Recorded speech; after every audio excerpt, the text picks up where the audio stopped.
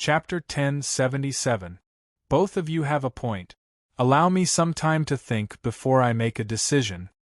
Due to the intense smell of gunpowder in the air, Duo very cleverly stopped fighting and temporarily ended the meeting. Di Chen got up and left with a gloomy face. There was a hint of regret in his heart. If he had known it would be like this, he would have chosen the Southern Ming Empire's camp and killed all these arrogant guys. Those who are not of our race must have a different heart. Di Chen seemed to have understood something. After Di Chen left, Abatai said, "10th Wangya, do you really believe that dissimulated man's words?" Aizen Joro Duo was the 15th son of Nirachi, the younger brother of Azig and Dorgan. He was the leader of the bordered white banner and was known as the 10 Kings. He was one of the 8 great generals of the early Qing dynasty. Duo narrowed his eyes. You were not present at the Battle of Yangzhou, so you don't know how powerful the dissimulated army is. He has 100,000 elite soldiers under his command. How can we offend him? Abatai was startled. What does your highness mean?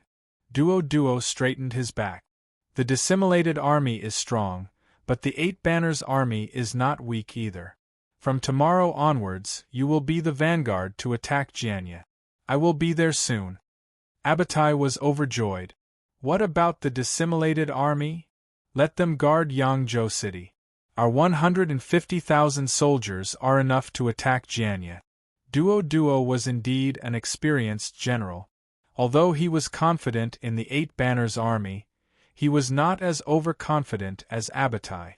Leaving Di Chen's troops to guard Yangzhou would give them nothing to worry about. Your Highness is wise. Abatai sighed in admiration. Di Chen was furious when he learned of Duo's arrangement. Bastard! Guarding Yangzhou was not an easy task. Firstly, Yangzhou was short of food. Secondly, the city walls were broken. Thirdly, there was no place to defend. Fourthly, it was not popular. With these 4 shortcomings, no matter how confident Di Chen was, he did not think that his 100,000 soldiers could stop Guizi's attack. Once Yangzhou city was breached, no matter what the outcome of the battle was, Di Chen would have to leave early. Duo's intention was sinister. He wanted the dissimulated army of the 2 camps to kill each other while he led the main force of the Qing army to the south to capture Jianya. In comparison, Abatai seemed a little immature. Di Chen saw through Duo's intentions, but he couldn't refute him. He could only follow his orders. This time, he only had 100,000 soldiers and he was in the Qing camp, so he couldn't lead his own camp like Ouyang Shu. Looking at the backs of the Qing army heading south, Di Chen's eyes flashed with a trace of viciousness. On the 6th day of the battle, just as the Qing army was heading south, Jianya city suddenly underwent a great purge. In the name of the regent, Ouyang Shu listed out the crimes of Qian Qianyi and the others one by one. With the cooperation of the Ministry of Justice and the Supreme Court, they were imprisoned one by one. If the circumstances were serious, their wealth would be confiscated and used as military resources. In order to deter the officials, Ouyang Shu even transferred 40,000 imperial guards into the city to guard it. Qian Qianyi and the others were pondering how to place their bets on both sides. They had even secretly written the congratulatory note of surrendering to the Qing court. Who would have thought that in the blink of an eye, they would be thrown into prison? All their plans were in vain. What streaked across the sky were the powerless words, I'm innocent, I'm innocent. That was the power of lightning. The sudden storm made Jianya city, which was already nervous and uneasy, even more terrified. In an instant, rumors spread everywhere. There were even wealthy families that began to move south to seek refuge in Lingnan, which was further south. At this moment, the news of the Qing army heading south spread. This was like adding oil to a raging fire, and the entire Jianya city was in an uproar. There were countless people fleeing. The strange thing was that the regent, Ouyang Shu, did not stop them and allowed the people to flee. He only brought 3,000 divine martial guards and swaggered to visit Lu Liangzuo's troops stationed outside the city. When Lu Liangzuo saw this, his face instantly turned pale. After Ouyang Shuo left, Li Jing, who had already returned to Jianye, took over Lu Liangzuo's 50,000 troops. As for Lu Liangzuo himself, he brought his family and left Jianye quietly under the protection of a group of bodyguards. No one knew what happened in Lu Liangzuo's military camp in less than an hour that made the arrogant Lu Liangzuo obediently hand over the command of the troops and retreat in a sorry state. Those who had personally experienced it only whispered, "The saber light is very white, the blood is very red." In the afternoon, Li Jing brought 50,000 Nanming troops into the city. Just as Di Chun had expected, the 40,000 imperial guards of the Great Xia were supplemented by the 50,000 Nanming troop. With the god of war Li Jing holding the fort, it was simply wishful thinking for Duo to break through Jianye in a short period of time. Needless to say, after Li Jing's mediation, the remaining 60,000 Great Shun troops were already approaching Jianye. Zhang Xianzhong, who was far away in Sichuan, had already given a clear answer. As long as the Nanming troops led their troops north, the Great Western Army would immediately leave Sichuan and kill their way into the Qing territory to drive out the Tatars together. A large net had already quietly enveloped the Qing dynasty. Perhaps some people would be puzzled. Why did the Qing army, which had always been unstoppable in history, suddenly become difficult after Ouyang Shuo intervened? It was as if there were enemies of the Qing army everywhere. It was not difficult to understand. Firstly, the Qing army did not have the advantage in terms of military strength or individual combat power. Especially in the early stages of the war, they were even at an absolute disadvantage. In the beginning, Dorgan only wanted to take advantage of the internal strife of the Ming dynasty to enter the pass and take advantage of some resources and people. He planned to make a profit and leave. The best result was to occupy the Swallow Cloud 16 prefectures. If someone had told Dorgan at that time that the Qing could unify the world, Dorgan would have been so scared that his legs would have turned to jelly. He would not have believed it even if he was beaten to death. It was only when Li Zicheng forced Wu Sangue into a dead end that Dorgan took advantage of the situation and successfully took over the Shanhai Pass that his ambition to enter the Central Plains gradually grew. Even so, he probably did not have the courage to unify the world. When the Qing army worked hard to destroy Li Zicheng's Great Shun regime in the north, more than half of the Ming dynasty's territory and officials were still nominally under the Ming dynasty's rule. Their total military strength even surpassed that of the Qing army. Unfortunately, even at this time, the Ming dynasty was still busy with internal strife. For the sake of the throne, they fought to the death, giving the Qing army enough time to destroy Great Shun. When Great Shun was destroyed, the Qing army could be considered to have been truly established. Even so, the north and the south were only evenly matched. It was not said that either side had the absolute advantage. One of the key reasons why the southern Ming dynasty, the Great Western dynasty, and the subsequent regimes were destroyed by the Qing army in a short period of time was that the south lacked a valiant warrior who could turn the tide. Putting aside Gao Jie and the other warlords, Shi Kefa could only be considered a man of honor and integrity and not a great talent. That was until Ouyang Shuo appeared. In terms of tactics, Ouyang Shuo was far superior to others. In terms of strength, the 200,000 mutant soldiers were his greatest trump card. With the help of Li Jing, Guozi, and the other generals, the entire situation was naturally different. Chapter 1078. The arrogance of Duo, Abatai, and the other Manchurian high-ranking military officers, as well as their contempt and vigilance toward Di Chun, were the second reason for the Qing army's current predicament. If Duo had listened to Di Chun, he wouldn't have been in such a difficult situation. Of course, there were no ifs in the world. On the 8th day of the battle, when Duo led his troops to the outskirts of Jianye City, They were faced with a heavily guarded city of steel.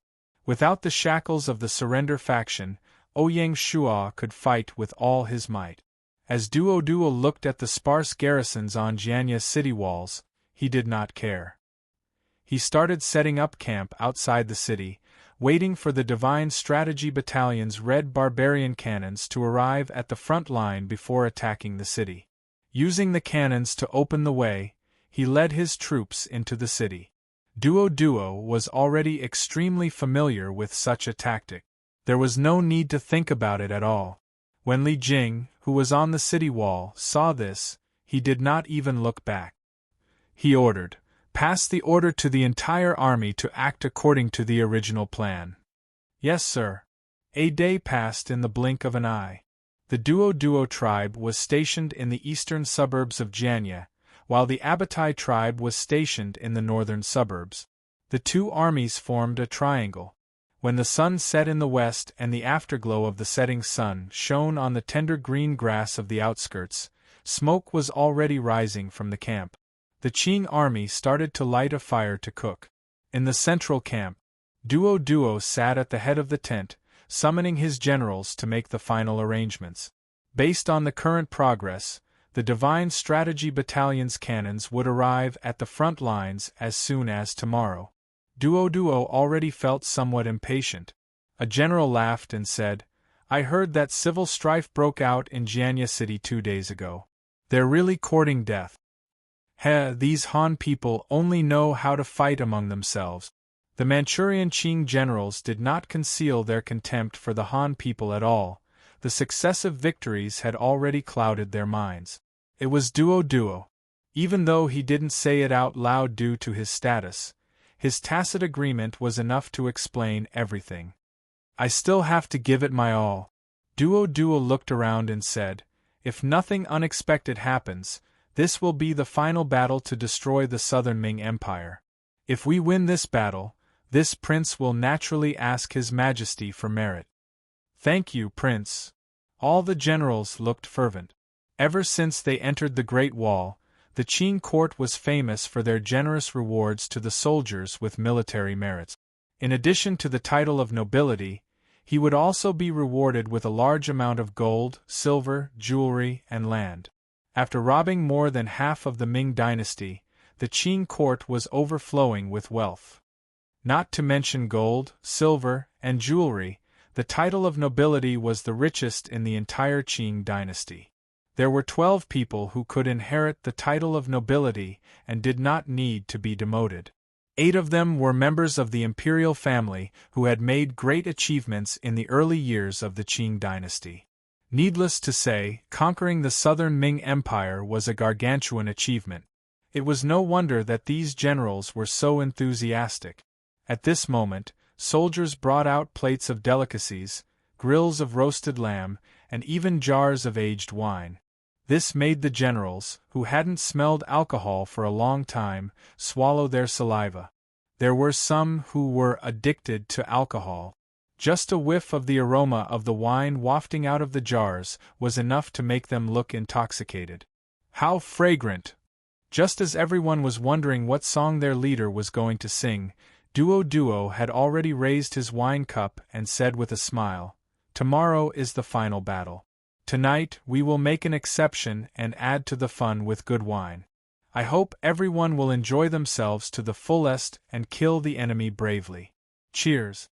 Duo Duo's ability to win over the hearts of the people was also very impressive. With just a few words, he stirred up the hot blood of the generals. They wanted nothing more than to immediately go into battle and kill the enemy. They shouted cheers. Because there was good wine to add to the fun, the atmosphere of the banquet was very lively. Just as the banquet reached its climax, faint sounds of fighting suddenly came from outside the camp. "What's going on?" Duo Duo was very vigilant. His eyes and ears were very sharp. Even in the midst of the lively banquet, he could still catch the strange sounds in the distance. Hearing this, the originally lively tent instantly quieted down. "General, General, General, this is bad." Coincidentally, just as Duo Duo was shouting his question, a soldier rushed in. What happened? Why are you so panicked? Duo was indeed a general. He was shocked but not panicked. His expression was extremely calm. He knew very well that at times like this, as the leader, he had to be even more calm. Otherwise, the morale of the army would be shaken. With a whoosh, the generals all looked at the soldier, causing the latter's face to turn pale. He hurriedly said, "General, the enemy has suddenly charged out of the city. They have already charged into the camp." Clang! Someone's wine cup fell to the ground and shattered. Li Jing was Li Jing. He did not play his cards according to common sense. After discovering that there were only 150,000 Qing troops heading south and that the enemy's mutant army was still guarding Yangzhou, Li Jing weighed the difference in strength between the two sides and immediately gave up on the traditional method of defending the city. He decided to take the initiative to attack. With the 40,000 imperial soldiers of the Great Xia dynasty, the 3,000 divine martial guards, and the 50,000 Nanming army that had just been incorporated, coupled with the surprise attack, Li Jing was confident that he would be able to win the battle. There was no need for him to defend at all. In order to confuse the enemy, Li Jing deliberately only placed some scattered soldiers on the city wall. As expected, Duo fell for it. He did not have any wariness at all. He even invited the generals to a banquet at night to warm up for the battle the next day. Unexpectedly, Li Jing did not wait until tomorrow. If it was at night, with Duo's cautiousness, he would definitely arrange for patrols and increase his guard. However, Li Jing chose to do it at dusk, which was the time when the Qing army was the most relaxed after a day of fighting. Kill! Su Chu led the 3,000 divine martial guards as the vanguard and quickly broke through the enemy camp. The 30,000 imperial soldiers of the Great Xia dynasty followed closely behind and charged into the Qing army camp, causing a monstrous massacre. Further back were the 40,000 Nanming soldiers. They advanced with fear and trepidation, not daring to believe what they were seeing. In the impression of the Nanming army, they had never taken the initiative to attack the Qing army. Even so, the soldiers of the Nanming army did not dare to be crafty. Firstly, Ouyang Shua's display of might in the military camp that day was still vivid in their minds. It made them feel fearful and did not dare to act rashly.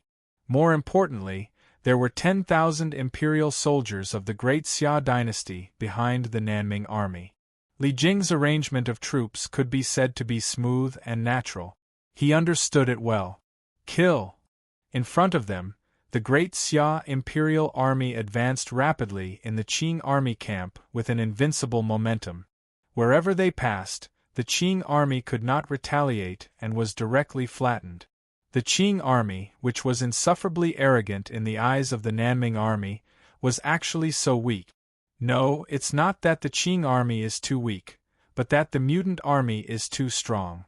The aura of the Great Xia imperial army and the hot-blooded scene gradually aroused the hidden passion and pride in the soldiers of the Nanming army.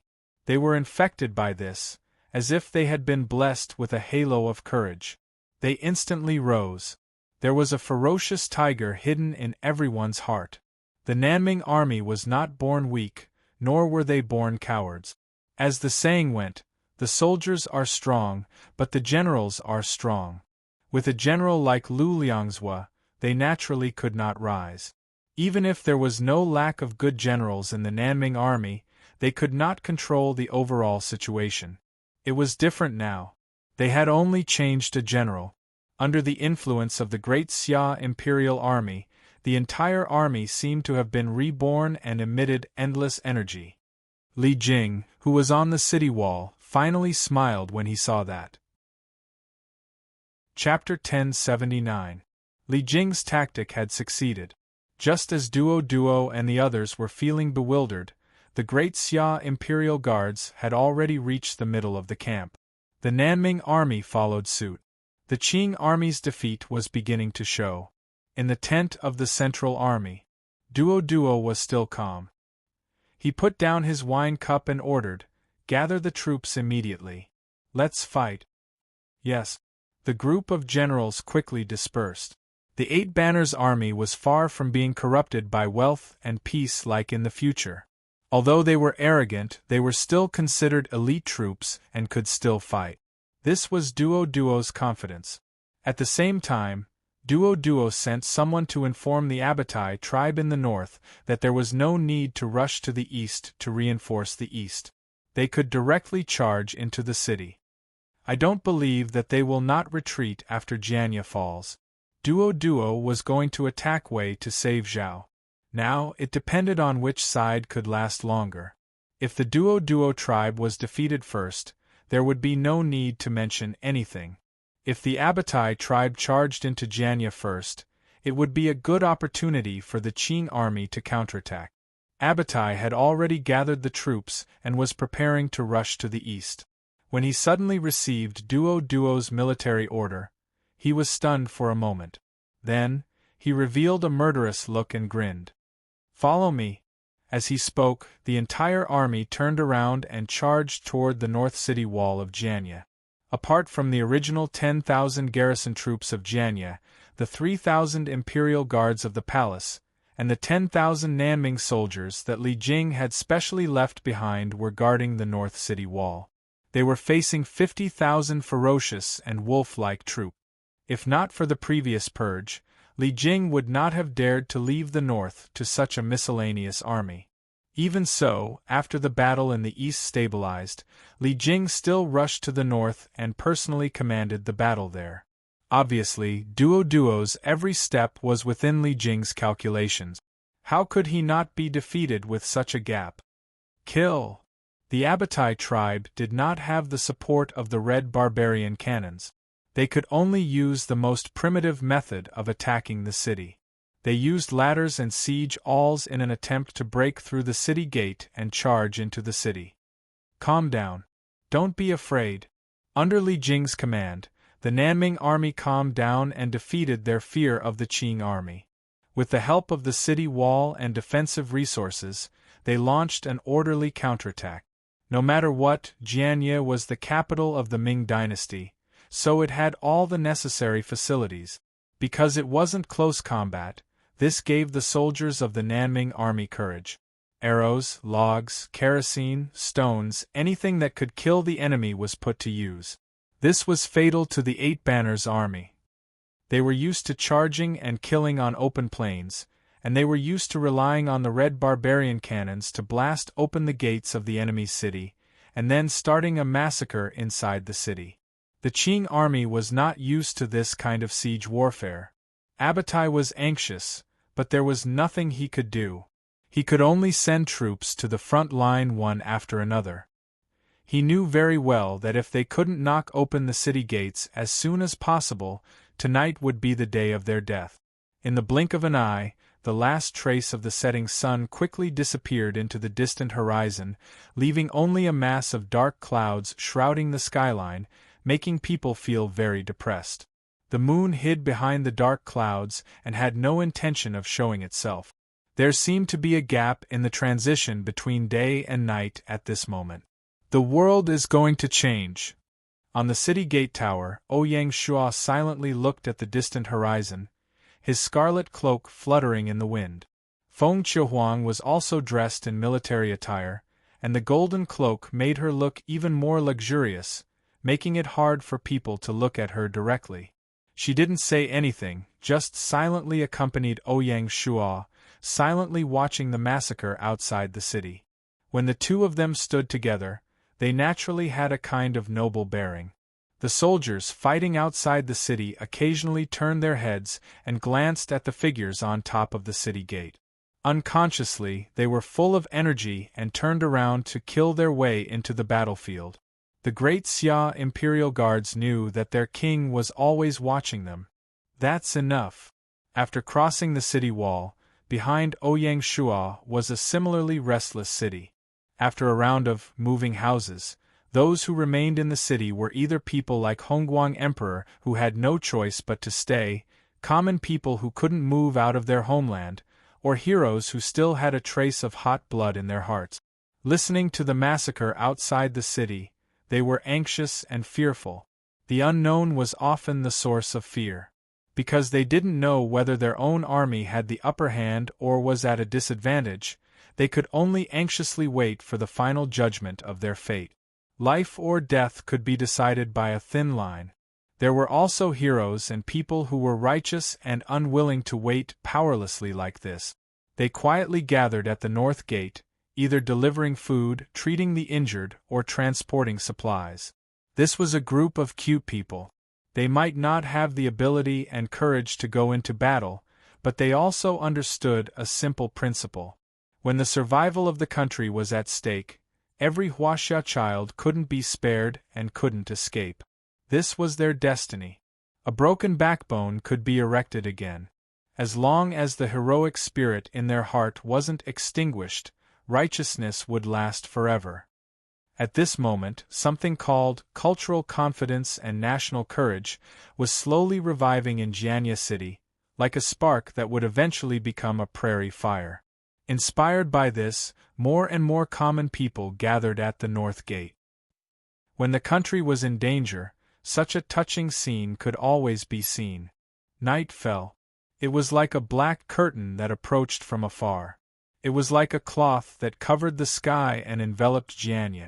The Qing army continued to fight, and no one lit a torch. The soldiers on both sides could only rely on the weak moonlight to continue fighting in the messy barrack. This was also disadvantageous to the great Xia army. Light the fire. However, Li Jing was already prepared. With a whoosh, torches lit up on the city wall one after another, making crackling sounds. They gradually drove away the darkness of the night and brought precious light. At the same time, large bonfires that were as tall as 2 people were lit outside the city. The huge flames soared into the sky and could be seen from afar, swaying with the wind. With the help of the flames, the great Xia imperial army fought even more fiercely. Especially the 3,000 divine martial guards at the front. Under the leadership of the valiant General Su Chu, they were already bloodshot. Countless Qing generals were killed by Su Chu. They were like a divine sword that was incomparably sharp. Regardless of whether the Qing army was in the camp or gathering at the drill ground, the divine martial guards were always the first to arrive. They dispersed the troops that the Qing army had gathered with great difficulty and destroyed the confidence of the Qing army again and again. Why hasn't Abatai broken through the city gate yet? At the outermost perimeter of the barracks, Duo, under the protection of his bodyguards, was fighting the enemy with difficulty while anxiously waiting for the good news from the north. However, the Abatai tribe was like a stone sinking into the sea, and there was no reply. As time passed, Duo's heart gradually sank to the bottom. He realized that the Qing army was probably finished. At this point, even if the Abatai tribe successfully knocked down the city gate, it would be useless because the Duo tribe had suffered heavy losses. It would be difficult to reverse the situation. A glimmer of light flashed in Duo's eyes. He was ready to retreat. Chapter 1080. In the end, Duo did not manage to escape. Just as he was about to retreat with his troops, Su Chu suddenly arrived with the divine martial guards. Su Chu did not know that he had encountered the commander of the Qing army. When he saw that Duo was about to escape, he subconsciously shouted, "Scoundrel, where do you think you're going?" Then he slapped his horse and charged forward. This shout shook the surroundings. Duo was so scared that his legs trembled. He had been hesitant at first, but now he ran even faster. Only then did Su Chu realize that he might have met a big fish, so he immediately led his troops to chase after it. The two sides quickly left the camp and entered the endless wilderness. At this time, the moon was still hidden behind the dark clouds, only showing a corner. Fortunately, the divine martial guards were all skilled in martial arts and their mounts were elite grade blue buckskin warhorses. Using the weak moonlight, they chased after Duo and his troop. Occasionally, they used the divine crossbows to shoot out sharp arrows. Duo and his troops were in a sorry state. People were constantly being shot down from their horses. They did not dare to stop to counterattack, and only wanted to run forward with all their might. They did not expect that the more anxious they were, the more likely they would encounter mishaps. Because of his anxiety, Duo did not pay attention to the rugged terrain in front of him. His horse lost its balance and tripped over a rock. With a rumble, he and his horse fell. Su Chu saw this and was overjoyed. He slapped his horse to catch up. Seeing their commander fall off his horse, the accompanying personal guards could do nothing but stop and prepare to fight to the death with the enemy. Although they were personal guards, they were no match for the divine martial guard. Kill! The divine martial guards fiercely charged into the crowd and cut down the Qing soldiers one by one as if they were cutting vegetables. They did not encounter any decent resistance, and the battlefield quickly calmed down. Duo was captured. Su Chu did not want to cause trouble and executed all the accompanying personal guards, leaving no one alive. Go back! Having caught a big fish, Su Chu was excited.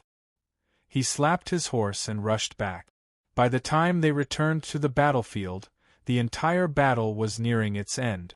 Duo's escape became the fuse of the Qing army's defeat. Seeing that their commander was not around, the already low-morale Qing army no longer had the will to resist. They either surrendered or fled into the wilderness. When the news of Duo's defeat reached the northern battlefield, Abatai's face was as gloomy as water. The attack from the north did not go well either. Many people died, but the city gate was still as strong as ever. Abatai never knew that the crazy Nanming army could be so difficult to deal with. Seeing that the Tuadwa tribe was defeated, Abatai did not insist and ordered the army to withdraw. Under the cover of the night, Abatai led the rest of his troops and fled into the wilderness. He was going to Yangzhou City first. He wanted to regroup with the Inhuman army, then he would decide what to do.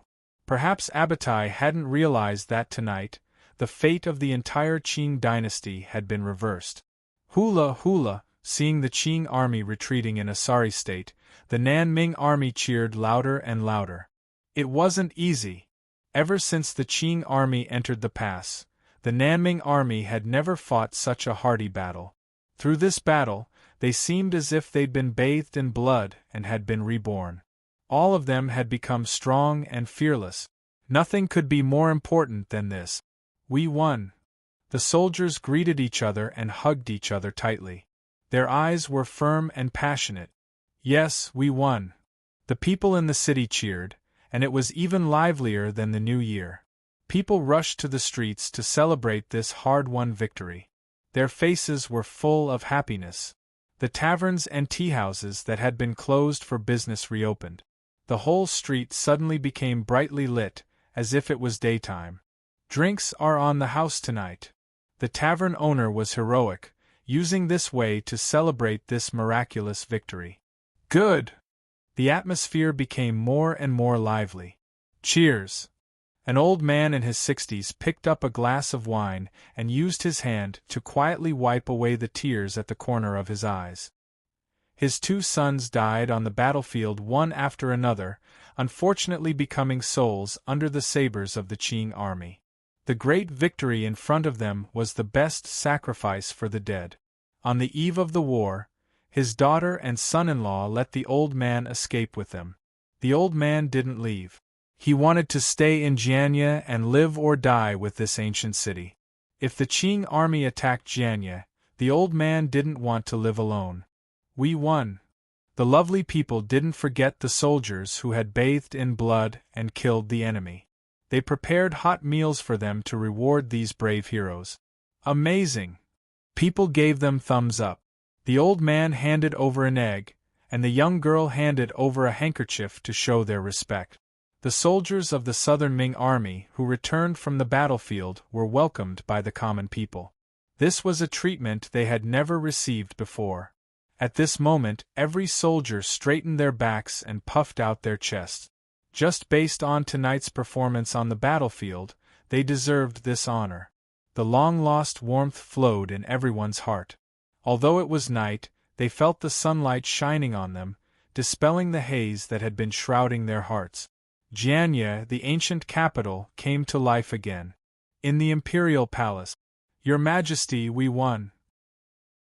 Hongguang Emperor, who had been worried all night, couldn't help but cry when he heard the news of the army's great victory. No one felt it more deeply than Hongguang Emperor. This victory was really not easy to come by. From this moment on, Hongguang Emperor suddenly felt that he didn't let down the ancestors of the great Ming dynasty. He had protected the great Ming dynasty. Hongguang Emperor thought of the late emperor, who hanged himself on Jing Mountain, and the sad words he said before his death. God has blessed the great Ming dynasty to bring such brave soldiers. That night, Hongguang Emperor spent the night in the ancestral hall, praying devoutly until late at night. On the city gate tower, looking at the joyous scene in the city, the originally calm Ouyang Shua was also somewhat moved.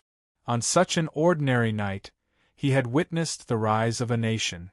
An inner strength called self-confidence had revived in the crowd. It was like a seed that had been buried deep in the soil, had finally broken through after being watered by hot blood. There's nothing more meaningful than this. Ouyang Shua wanted to thank Gaia. He wanted to thank her for arranging such a special battle. It had baptized his soul and strengthened the ideals and ambitions deep in his heart. No matter how glorious the rise of an individual is, it is ultimately like dust. With the passage of time, it will be submerged in the long river of history. Only the rise of a nation and a culture can truly shine in the annals of history and be remembered for generations to come. That's great. Ouyang Shua smiled and disappeared from the city gate tower, disappearing into the night. Defeating the Duo tribe was only the beginning. What Ouyang Shua wanted to do was to lead the army all the way north and reclaim the lost territories one by one. He wanted to completely drive the Qing army out of the pass and return peace to the world. The premise of all this was not the army, but the people's hearts. Only when the people's hearts were firm and their backs were firm, would everything that Ouyang Shua did be meaningful. Otherwise, it would just be an illusion. That night, Duo was ordered to be executed by Ouyang Shua. Chapter 1081. P.S. Once again, I thank the Sun God Bye for his generosity. Early morning, Jianye. When the night dispersed and dawn arrived, people looked at the hell-like battlefield outside the city. Only then did they truly feel how tragic the battle last night was. The Qing army that had surrendered at the request of the Hongguang Emperor had been publicly executed. In the eastern suburbs outside the city, the original Qing army camp of the Duo tribe had been razed to the ground overnight. Corpses were everywhere, horses neighed, and black smoke curled up, adding a sense of desolation and tragedy. Vultures circled in the sky, and wild dogs ran rampant on the ground. The corpses exposed to the predators were not only those of the Qing army, but also those of the imperial guards of the Great Xia dynasty and the Nanming army. After all, they were fighting at night in an unfamiliar camp. Casualties were inevitable. The Qing army was not a pushover. Without the divine martial guards to clear the way and the imperial guards of the Great Xia dynasty, the outcome of the battle last night would have been hard to predict. Duo responded in time, but he was not strong enough.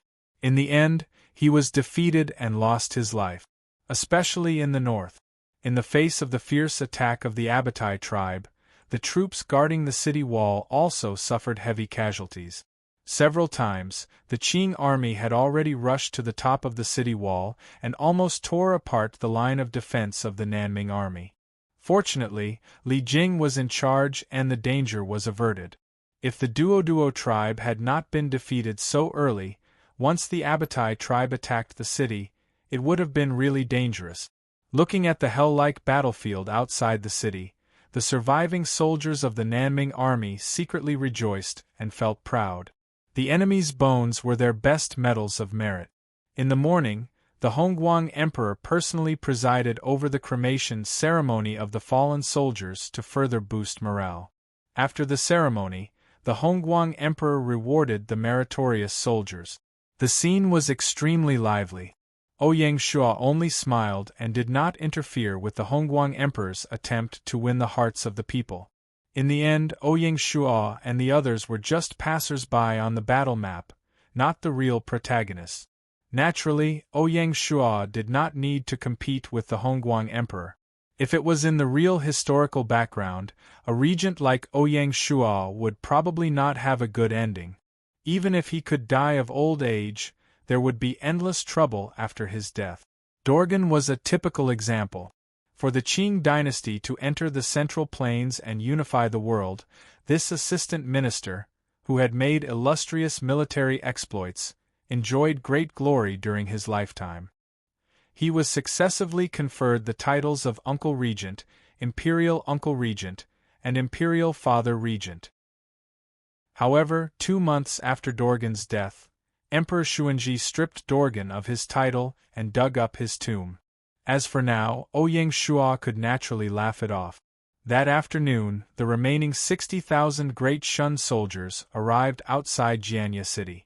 On their way here, they had already learned that the main force of the Qing army had been annihilated outside the city of Jianya. Thereupon they quickened their marching speed, wanting to get to the bottom of it. Originally, they had some doubts about this news because they had fought with the Qing army and knew how powerful they were. It was only when he saw the uncleaned battlefield that he was convinced. Amazing! The Great Shun soldiers sighed in admiration, and their expressions were extremely carefree. Because of the destruction of Great Shun and the death of the roaming king Li Zicheng, they had become mortal enemies with the Qing army. After hearing the details of last night's battle from the Nanming army, the originally arrogant generals of the Great Shun army became extremely obedient, and they only had respect for Ouyang Shua and his group. Their gazes towards the Great Xia Imperial Army were also filled with fear. "Please instruct us, Prince Regent. We won't say anything else." The generals patted their chests and promised. Ouyang Shua smiled and did not take everything seriously. The Great Shun army, which had once dominated the Ming dynasty's territory, was annihilated in less than half a year when faced with the encirclement of the Qing army. Although the accidental death of the roaming king Li Zicheng was one of the reasons, the main problem was the Great Shun army itself. After the fall of Yanjing, the narrow-minded and backward side of this peasant army began to be exposed. Corruption, greed, and other bad habits began to spread in the army, continuously corroding it. Old habits were hard to change. Even if they said it beautifully, how could Ouyang Shua easily believe them? Fortunately, Ouyang Shua was not fighting alone. Behind him stood a luxurious team of commanders. Ouyang Shua smiled and introduced Li Jing to the generals of the Great Shun army. The two sides had already contacted each other before. This time, it could be considered as an official establishment of a subordinate relationship. The name of the great Tang god of war still carried a lot of weight in the eyes of this group of generals. Otherwise, the Great Shun army would not have agreed to meet up the moment Li Jing set out. After the meeting, they naturally headed north. In order to stabilize the court, Ouyang Shua, the Prince Regent, had to personally oversee Jianya for the time being. Early the next morning, Li Jing would lead 35,000 Great Xia Imperial Guards, 30,000 Southern Ming Army, and 60,000 Great Shun Army to the north, a total of 125,000 troops. Their main goal was to take back Yangzhou City. Just as the Qing army attacked Jianya, Guizi's troops also won consecutive battles in the Huai River region. Not only did they successfully take back Huai and Tongzhou, but they also suppressed Gao Jie's troops in one fell swoop. The remaining troops, Huang Digong and Lu Ziqing, would probably not resist fearlessly after knowing that the Duoduo division had been destroyed. Ouyang Shua believed that Guizi would be able to control the armies of the 3 towns in Jiangbei well. The armies of the 4 towns in Jiangbei had an average of about 50,000 soldiers. After a few small battles, the 3 towns in Jiangbei had more or less suffered some losses, but the main force still existed. This way, even without the cooperation of Zhang Xianzhong's Great Western Army, the total number of troops in the Ming dynasty would reach about 400,000. With such a vast army, it would be enough to charge into Yanjing and recover the lost land. On the 10th day of the battle, Abatai led the remnants of the troops and traveled day and night before finally escaping back to Yangzhou City in a sorry state. Less than 50,000 of the 150,000 troops who had set out on the expedition returned. The rest were all buried in the battlefield of Jianye. Even the commander of the southern expedition, Duo, was captured and killed. This was undoubtedly a huge blow to the Qing army, who had won consecutive battles. The entire team was dejected. They no longer had the high spirits they had when they set off. Di Chen, who was guarding Yangzhou, had received the news a day ago. Although he had expected it, he was still very shocked when he learned that the Qing army had been defeated to such an extent. Think about it from another perspective. If there were 100,000 great Zhou soldiers guarding Jianye, they would not have been able to achieve such a brilliant result. Army god Li Jing? A trace of desire flashed in Di Chen's eyes, but there was also unconcealable jealousy. He was jealous of why all the famous generals had joined the great Xia and could not be used by him. Among the 10 famous generals of Huaxia, only the great Xia had Sun Wu, Bai Qi, Han Xian, Hua Tsubing, Li Jing, and Li Mu. There was also Wang Jian of the great Qin, Wei Qing of the great Han, and Su De, who had yet to be born. The only real general in the great Zhou dynasty was Wu Qi. Even so, Wu Qi could not really be used by Di Chen because he was loyal to Xiongba. The only person Di Chen could really trust and rely on was Lianpu. How could this not make Di Chen jealous? But even though he was jealous, Di Chen did not lose his mind. Now the question in front of him was, how should he choose? Of course, Di Chen could lead his troops away and get rid of the quagmire of war. But Di Chen was not willing to make this trip in vain. Not only did he let Ouyang Shua take advantage of him, but he also did not get anything. It was also not in line with his original intention of building a friendship with the Qing dynasty. But if he stayed and continued to fight, what were his chances of winning? Yangzhou City would definitely not be able to be defended. The only way was to immediately retreat to the north and wait for Dorgan to mobilize the army. Then, both sides could set up a battle formation and fight to the death. Chapter 1082. In the end, Di Chen decided to give it a try. But as soon as Abatai entered the city, he pointed at Di Chen's nose and scolded, "Bastard slave, why didn't you come to help us when you saw our army suffering a setback?" Of course, Abatai's words were extremely unreasonable. It was Duo who personally ordered Di Chen to guard Yangzhou. The Battle of Jianye happened at night, and Yangzhou was hundreds of miles away from Jianye. Even if Di Chen wanted to help, it would be too late. Abatai was venting his frustration on Di Chen. Di Chen also had a temper. Di Chen was polite to Duo, but he didn't have a good expression in front of Abatai. He said in a deep voice, "Watch your mouth. How dare you talk back to me?" Abatai was also furious. If Di Chen swallowed his anger, Abatai might just let it go after venting his anger. But Di Chen's attitude completely angered Abatai. Ever since the Qing army entered the pass, no Han dared to speak to them like this. Abatai said subconsciously, "Someone, drag this dog slave away and give him 30 lashes." "Yes, sir." Abatai's bodyguards were about to step forward to arrest Di Chen. "Who dares?" Lianpu, who was standing behind Di Chen, let out an angry roar. Shua! Immediately, groups of great Zhou imperial army rushed in. In the blink of an eye, Abatai and his bodyguards were surrounded. Both sides immediately pulled out their swords. Abatai's expression changed when he saw this. Only now did he remember that there were 100,000 mutants stationed in Yangzhou City. On the other hand, there were only 50,000 soldiers left in the Qing army. If they really fought, the Qing army would be completely defeated. But if he just let it go like this, Abatai would lose face. He was in a dilemma and his face turned red. Compared to Duo, Abatai was too immature and impulsive. From beginning to end, Di Chen was very calm and expressionless. Seeing Abatai's embarrassed expression, Di Chen said, "Remember, I'm here to cooperate with your army, not to be your slave. As long as I want, none of you can leave Yangzhou City today." "What do you want?" Abatai was still stubborn. Di Chen laughed and shook his head. "It's not what I want, but what the enemy wants. The Ming army is about to attack, and we are still fighting among ourselves. What is the point? Aren't you afraid of being laughed at?" Seeing this, Abate hurriedly walked down the stairs and asked, "What do you mean?" "Retreat," Di Chen said concisely. "We can't defend Yangzhou City. We have to report it to the regent." "All right."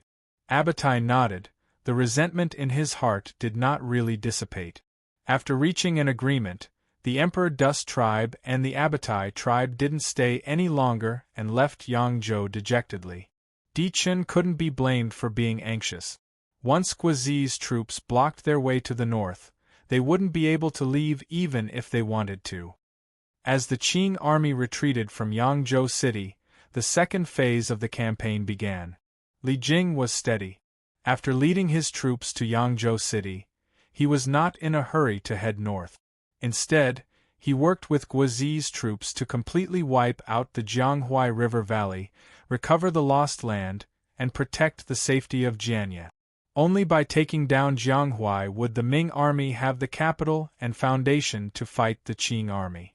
On the 13th day of the campaign, Emperor Zhang Xianzhong finally confirmed that the southern Ming army had not only recovered Yangzhou City, but also wiped out the Jianghuai River Valley and the main force of the Qing army. The two sides agreed, "In 3 days we will officially march north." In Yanjing, the defeat of the Duo tribe was a wake-up call to Dorgan. Different from history, after the Great Shun army was wiped out, the Qing army still had 400,000 troops stationed in the north, in addition to the 100,000 troops of the Duo tribe and the 50,000 troops of the Abatai tribe.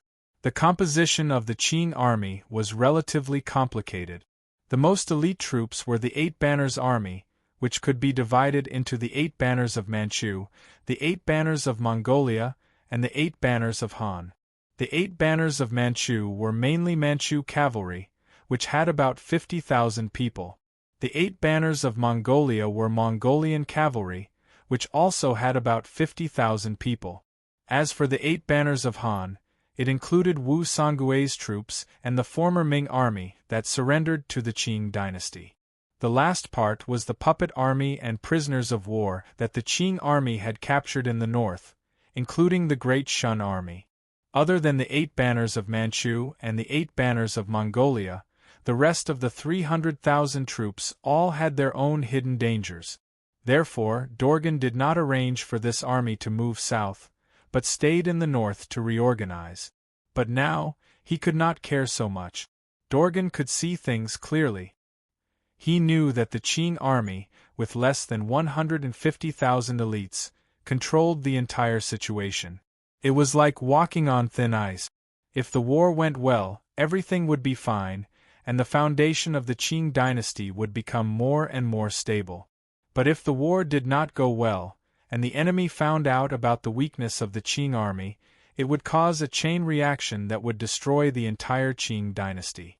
The destruction of the Duo tribe was likely to be such a fuse.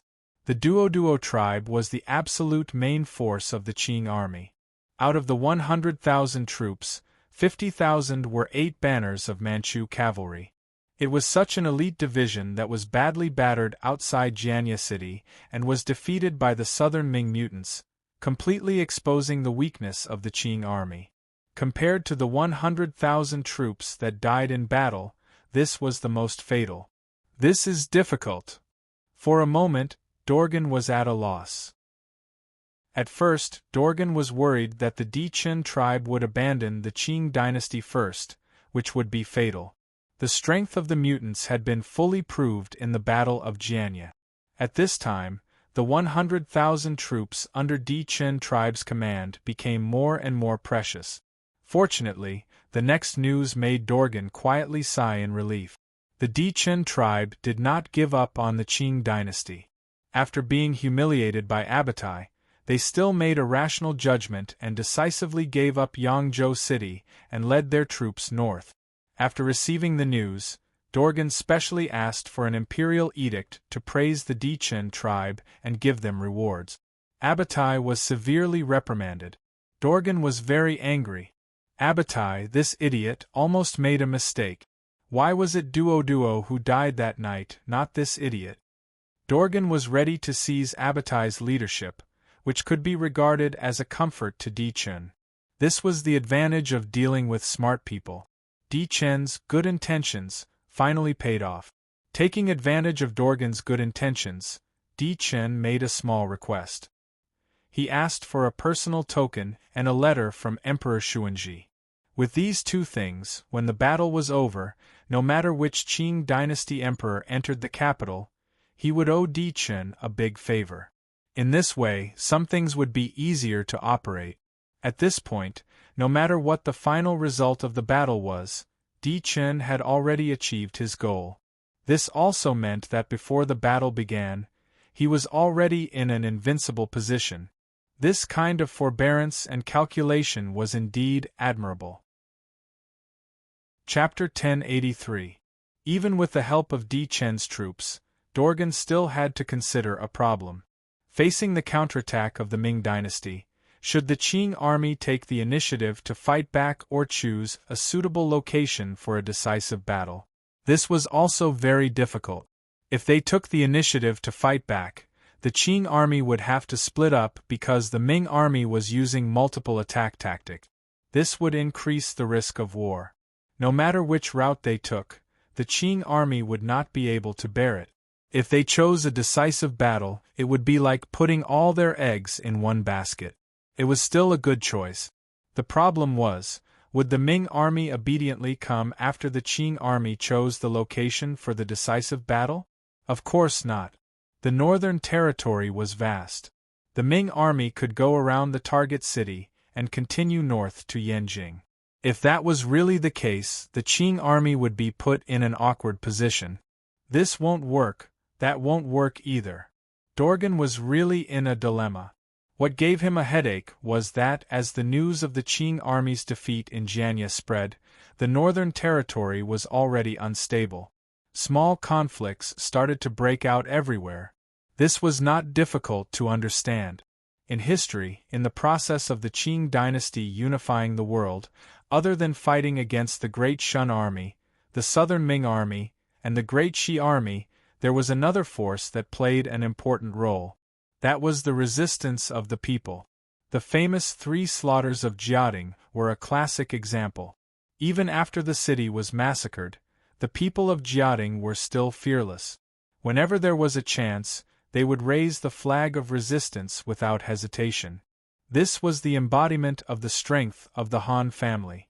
Even after the Qing dynasty unified the world, the flames of resistance against the Qing and Ming among the people never died out.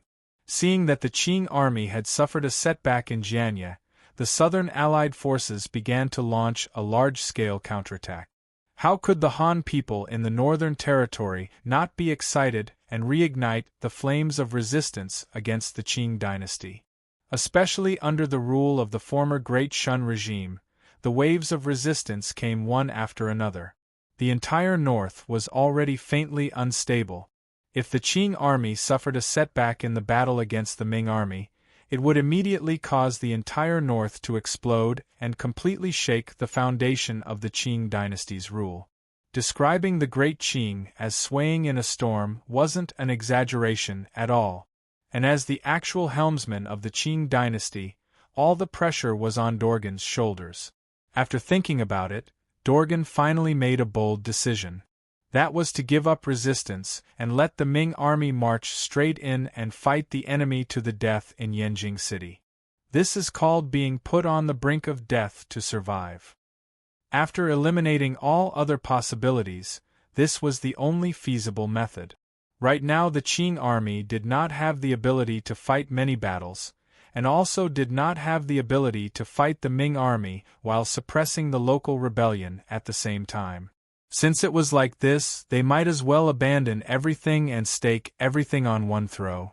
If the Qing army was defeated in the Battle of Yanjing, everything would be over. Their skills were inferior, so there was nothing much to say. But once the Qing army wins the battle, they will be able to sweep the world with the momentum of a great victory. If the Qing army could sweep the Central Plains once, they could sweep it twice. The key was to defeat this menacing Southern Allied army and completely crush the hope of the Han clan. It had to be said that Dorgan was indeed outstanding for being able to dominate in that era.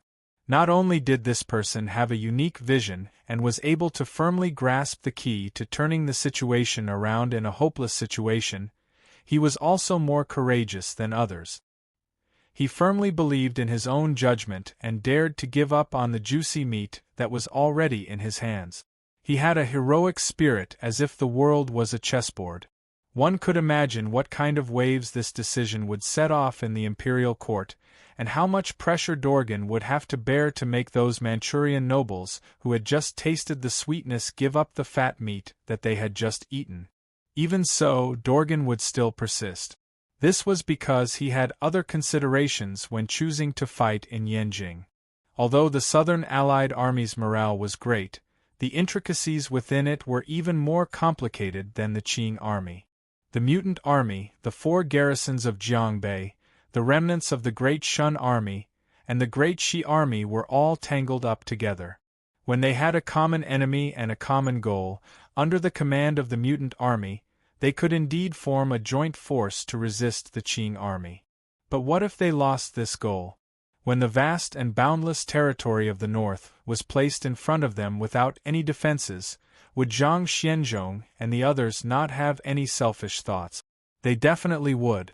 Putting aside others, Zhang Xianzhong, one of the leaders of the rebel army, would definitely not be able to resist fighting for territory. If Zhang Xianzhong made a move, the remnants of the Great Shun army would definitely follow in Zhang Xianzhong's footsteps, refusing to accept orders and madly occupying territory in an attempt to reclaim Great Shun's territory. These two factions were the core forces that overthrew the Ming dynasty, so how could they be indifferent to the northern territories? Perhaps they would even start fighting each other before the decisive battle. In fact, even the 4 garrisons of Jiangbei might be involved. As the saying goes, when the Ming loses its deer, the whole world will chase it. From the moment Emperor Chongzhen hanged himself, the Ming dynasty was no longer the legitimate ruler of the world. The Southern Ming dynasty was only a new regime and couldn't represent the Ming dynasty.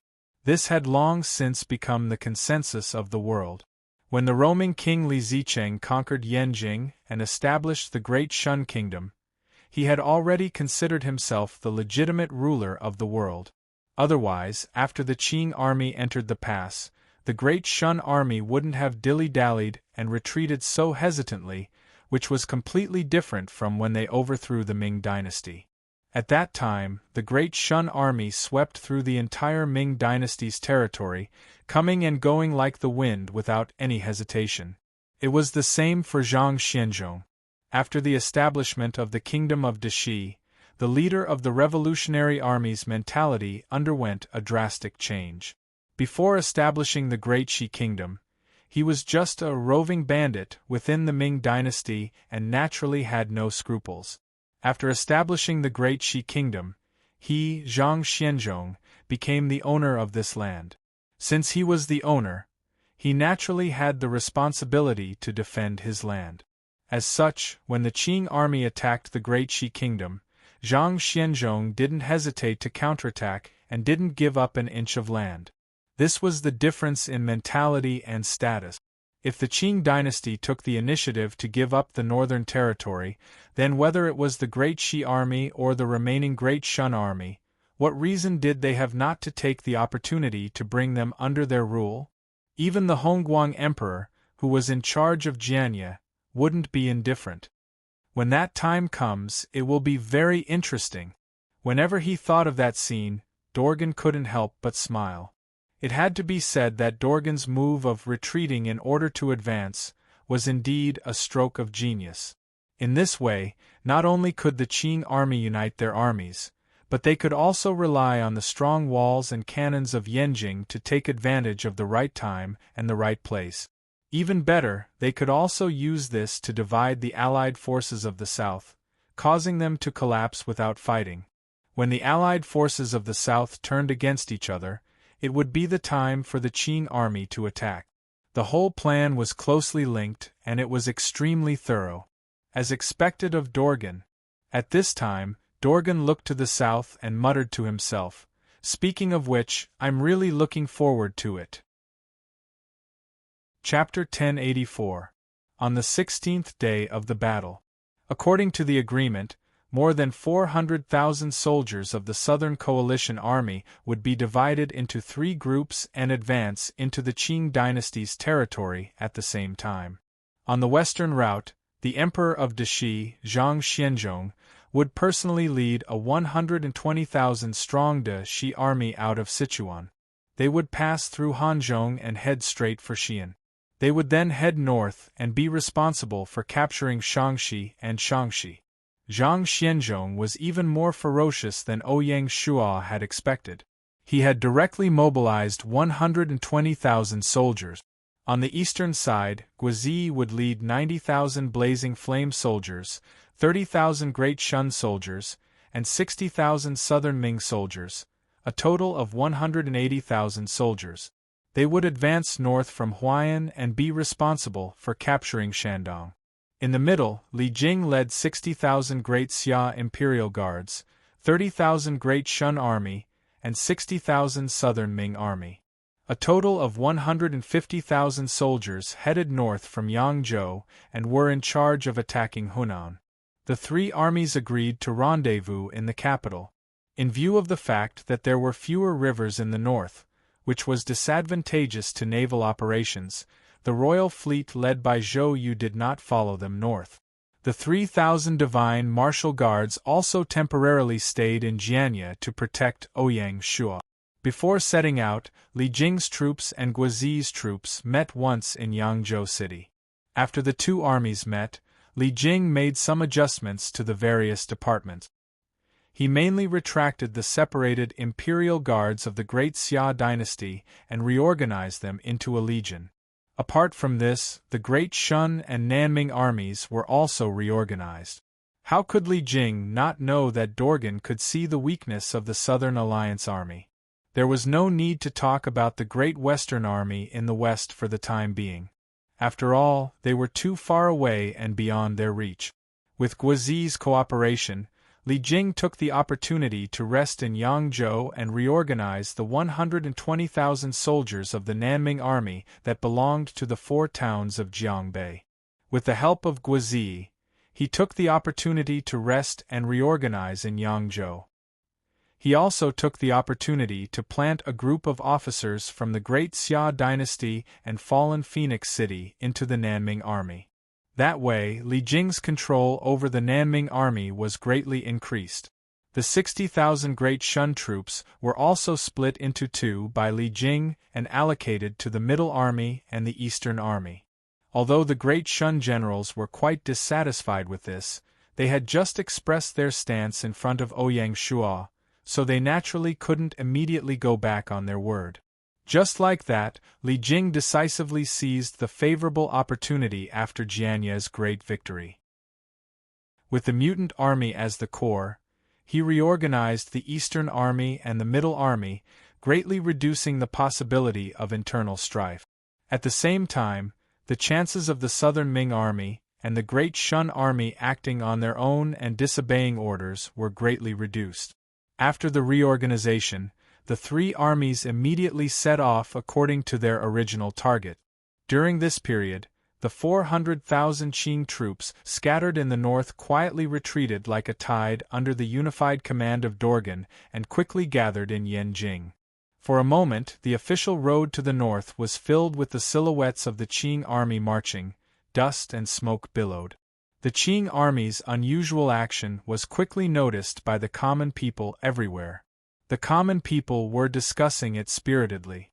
Someone said, "The Qing army is afraid, they retreated without fighting, they are preparing to roll back to the border with their tails between their legs." The rumors about the Southern Coalition Army on the Northern expedition became more and more ridiculous. In the morning, it was said that there were 500,000 soldiers. In the afternoon, it became 700,000. In the evening, before night fell, it was already said that there were 1,000,000 soldiers. The more he spoke, the more exaggerated he became. However, the common people still believed in this. The braver ones had already quietly taken out the hoes and machetes they had hidden in their homes and gathered at a secret location. Those who were less courageous only dared to discuss quietly, waiting to see what would happen next. No matter who it was, the way they looked at the Manchus was very different from before.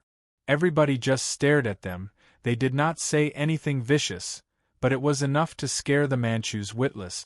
Especially the Manchus nobles, who usually bullied the common people, they were so scared that they did not dare to go out.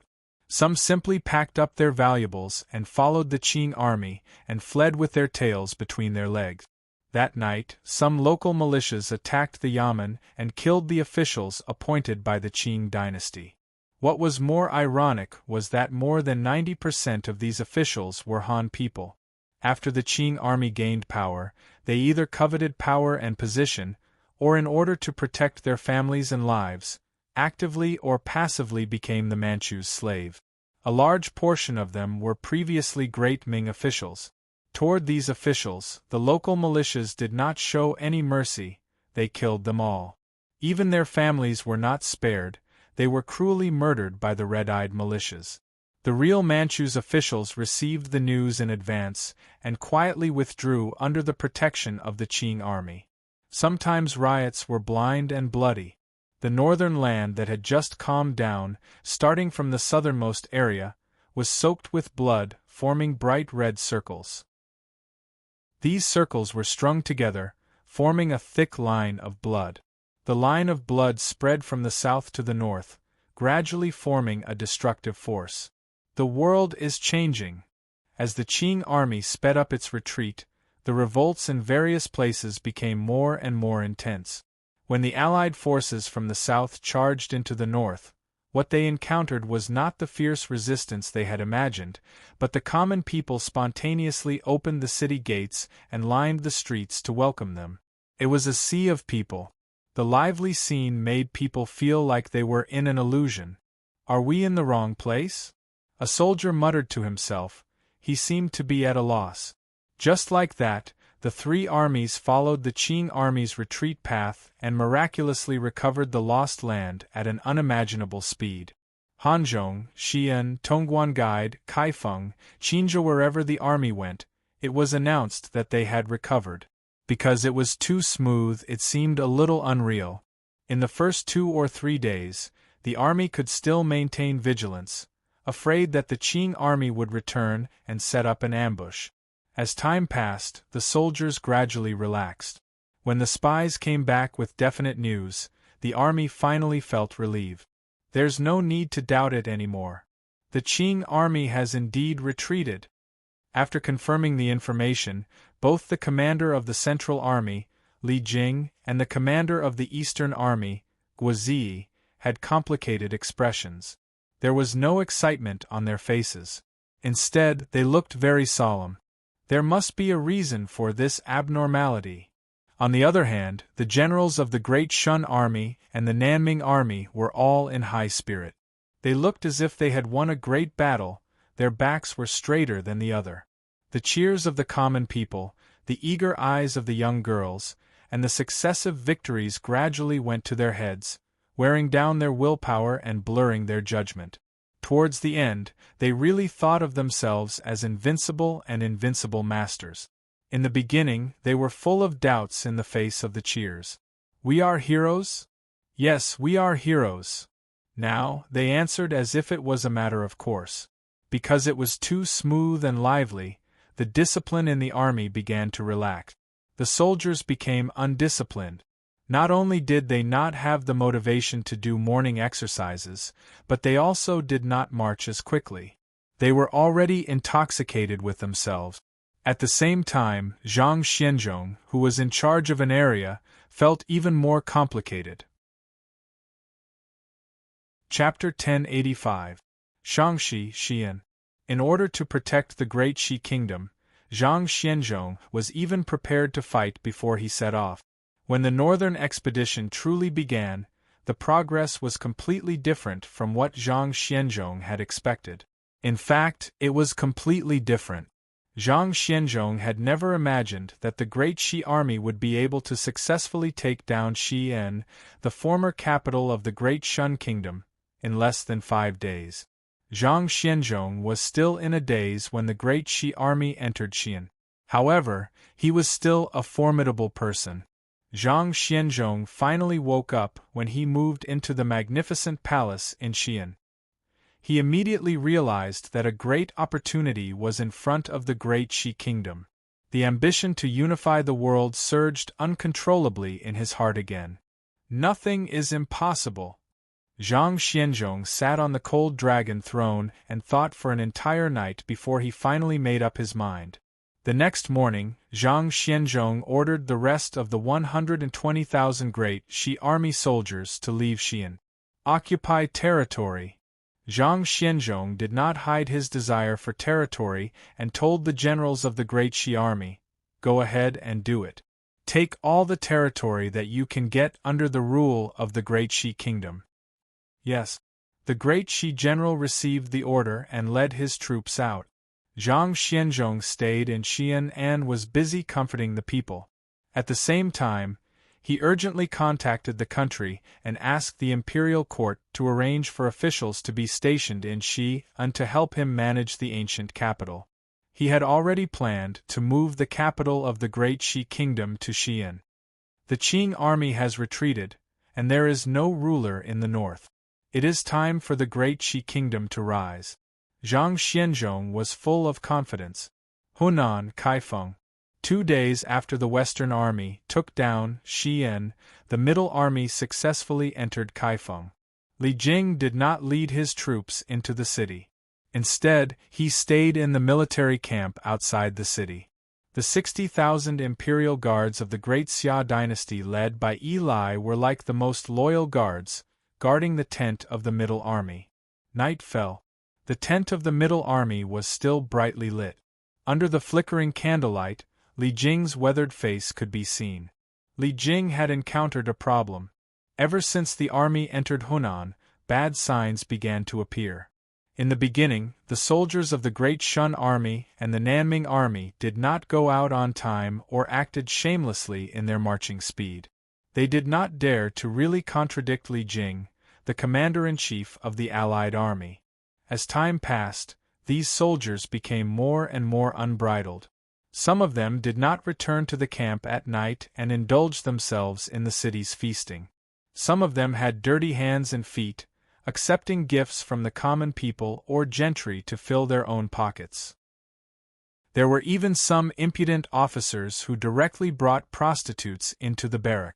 Military discipline was lax.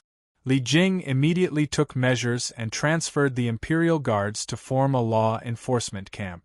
He caught a group of typical people and either whipped them, hung them up, or executed them directly.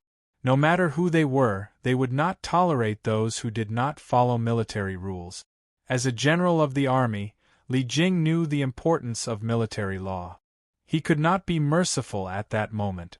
Otherwise, if they allowed it to continue, the entire army would collapse without a fight. Once the army was scattered, it would be as difficult as ascending to the heavens to gather again.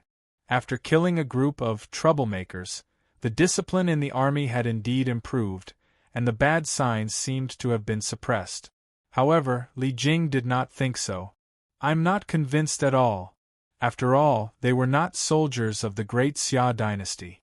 How could they be willing to be manipulated by Li Jing? Especially the Great Shun army. From the beginning to the end, they had always regarded themselves as reinforcements. They had never thought that they were under Li Jing's command. If they were too strict, there might be a backlash. If not for the 60,000 imperial guards of the Great Xia dynasty guarding them, there would have been trouble long ago. The Great Shun army was originally a group of peasant rebels. From the generals to the soldiers, they had long been used to the days of burning, killing, and plundering. They could not resist the temptation of gold, silver, jewelry, wine, and delicacies. They were no longer as impassioned as they were at the beginning. Now that they were restrained by Li Jing, they naturally felt uncomfortable. The current barracks was like a huge barrel of gunpowder. They were just short of a fuse that would explode. Zhang Xianzhong's crazy encirclement in Shangxi was the fuse. When the generals of the Great Shun army learned that Zhang Xianzhong had actually, shamelessly, occupied Xi'an, they were completely enraged. "Bastard, that's our territory!" The eyes of the generals of the Great Shun army were all red, as if someone had seized the treasure in their hearts. It was as if they had forgotten that just a few years ago, the Great Shun army had been chased all over the map by the Qing army. Following the death of the roaming king Li Zicheng, Shangxi no longer had anything to do with Great Shun. The generals of the Great Shun army didn't think so. If this can be tolerated, what can't be tolerated? Immediately, a general of the Great Shun army reported this matter to Li Jing, hoping that Li Jing would step forward and mediate this matter. Get Zhang Xianzhong out of Shangxi. Li Jing was only the commander of the army. This matter involved a territorial dispute. How could a general like him mediate? Besides, the Great Western Army was only cooperating with the Southern Ming Dynasty's northern expedition. They were not Li Jing's subordinates. If Zhang Xianzhong was unhappy, he could use Li Jing's letter to wipe his ass. Since the marshal can't solve it, then we'll solve it ourselves. Just like the Great Western Army, a peasant rebel army like the Great Shun Army had always believed in the saying, "Whoever has the bigger fist is the one in the right." Since they couldn't convince the other party, they could only resort to force. The Great Shun Army immediately requested for battle, hoping that the army would shift to Shangxi and reclaim Great Shun's territory. Of course, Li Jing would not agree. If de Shunjun really left, perhaps the two parties would immediately fight each other in Shangxi. If that happened, would there still be a need for the northern expedition? One wanted to leave, while the other wanted to stay. That day, the two sides quarreled incessantly in the central camp. The atmosphere was extremely tense. In the end, perhaps because they were intimidated by the sharpness of the Imperial Guards, the generals of the Great Shun army left the central camp angrily. From then on, they never mentioned this matter again until the army entered Kaifeng. Li Jing knew that this matter was definitely not over. Sure enough, that night Li Jing received bad news. Under the cover of the night, the 30,000 Great Shun army ignored the military orders and quietly left the camp, disappearing into the vast wilderness. It was obvious that they were heading for Xi'an. If it weren't for the Imperial Guards holding the line, the entire camp would have exploded. The Southern Ming Army camp, which received the news, was in an uproar. It was very late before it gradually subsided. "Marshal, do you want me to lead my troops to chase them back?" Erlai asked. Under the candlelight, Li Jing's face became even more blurry. After a long silence, he shook his head and waved his hand, saying, forget it. A melon that is forcefully picked won't be sweet. Even if we chase them back this time, they will still escape next time." Erlai didn't know what to do. If the Great Shun army was determined to leave, there was no way they could stay. Rather than forcing them to stay and burying a huge hidden danger, it was better to let them leave and think of another way. "I want to write a letter to the king." Li Jing immediately realized that the northern expedition had caused a huge commotion. Chapter 1086. Just as the Central Army changed, Guizi of the Eastern Army also encountered the same problem. Perhaps there was an explanation for the Great Shun Army's retreat a few days ago. The two Great Shun armies seemed to have made an agreement with each other. They withdrew from their camps at the same time and disappeared into the vast wilderness. It was foreseeable that a sudden storm would sweep through Shangxi and even the entire northern land. In one night, the 120,000 Great Western Army occupied the mountain and became the king. They were busy encircling Shaanxi and completely ignored the Great Northern Expedition. The 60,000 Great Shun Army were also short-sighted and followed in the footsteps of the Great Western Army. The Southern Allied Army was almost cut in half. Affected by this, the 120,000 Southern Ming Army also showed signs of instability. If Li Jing had not had the foresight to disrupt and reorganize the troops of the 4 towns of Jiangbei and Yangzhou and plant his trusted aides, the consequences would have been unimaginable. Dorgan's bait had successfully disrupted the Southern Allied Army. The vigorous Northern expedition was not even halfway through when it was shrouded in a deep shadow. The capital, Yanjing. Dorgan finished reading the report and finally revealed a smile. Seeing this, Ajij said with a smile, "Your Highness, is it time for us to show up?" Ajij felt very humiliated after leading his troops back to the capital. He could not wait to fight back. "No." Dorgan stopped smiling and his expression became solemn. "Now is not the time.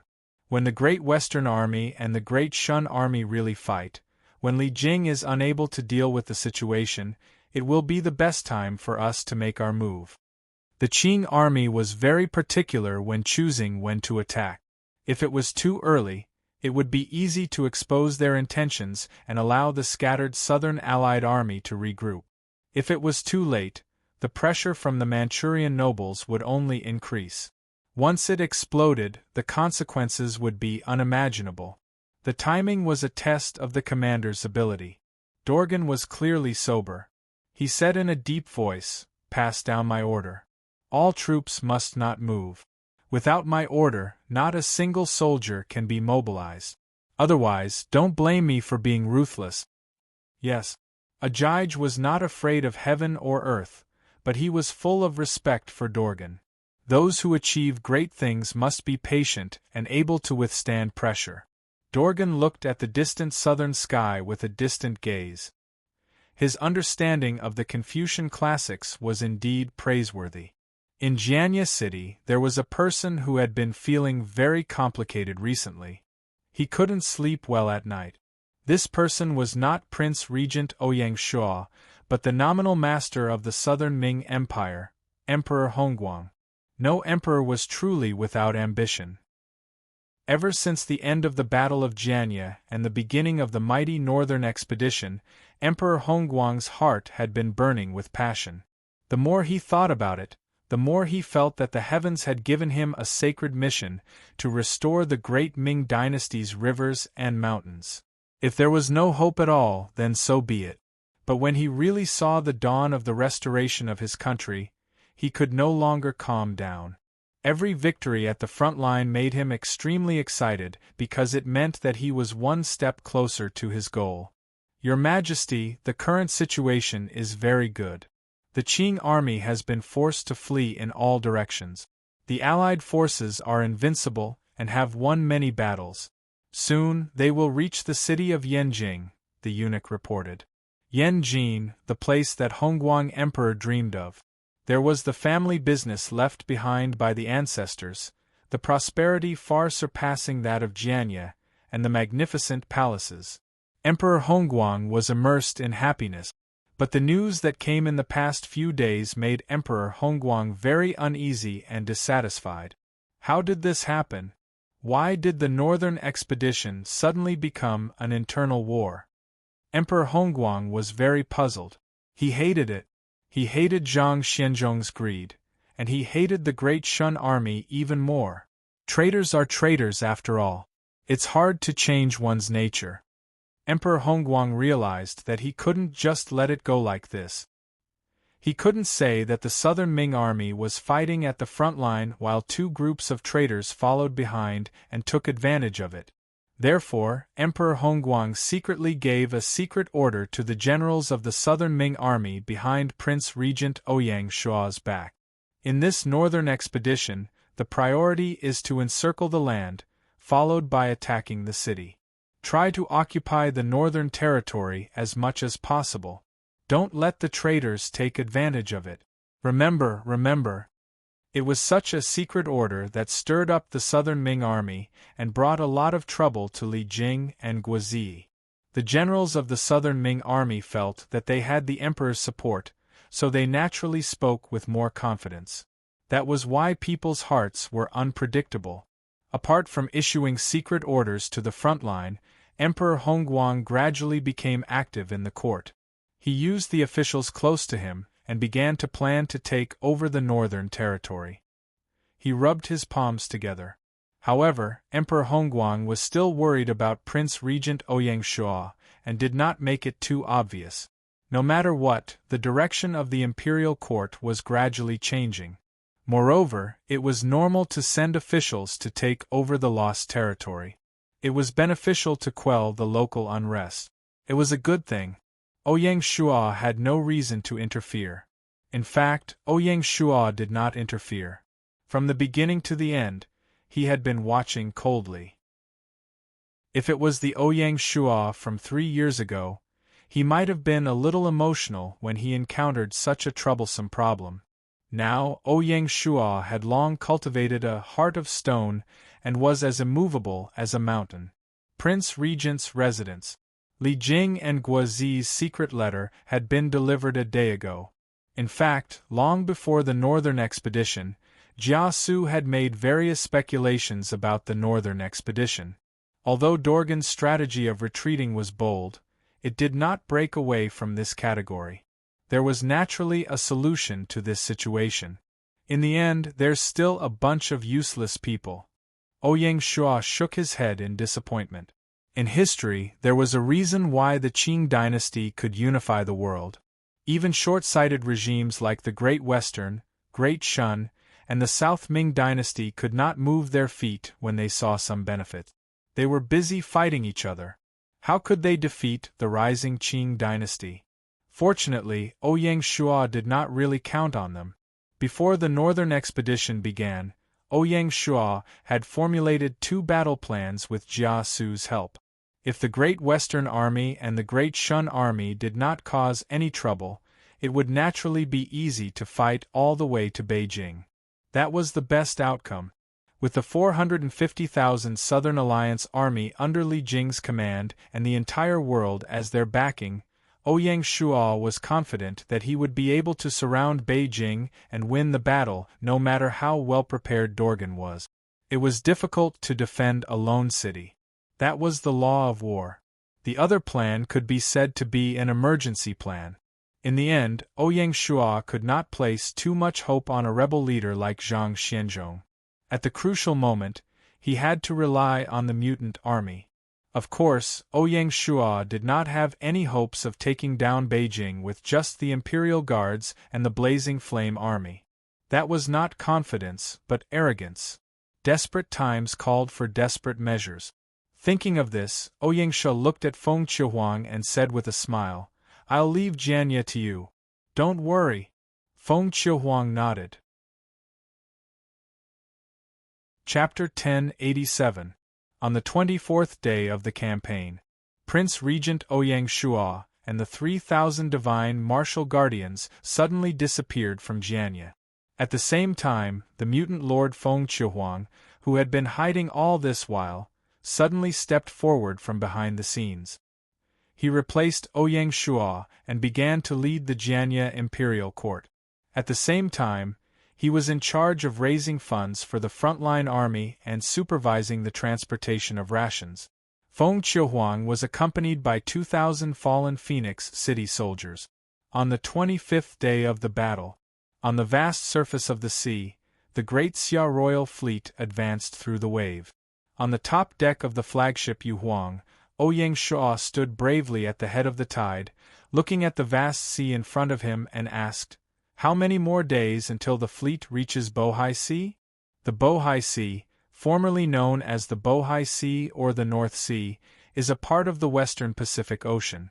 It is the inland sea of China, surrounded by land on 3 sides, between the 3 provinces of Liaoning, Hebei, Shandong, and Tianjin. The journey to the Bohai Sea was a critical juncture. To the north of the pass was Mount Yen and to the south was the Bohai Sea, hence the name Shanhai Pass. Zhou Yu replied, "Your Majesty, the fleet is currently traveling with the wind.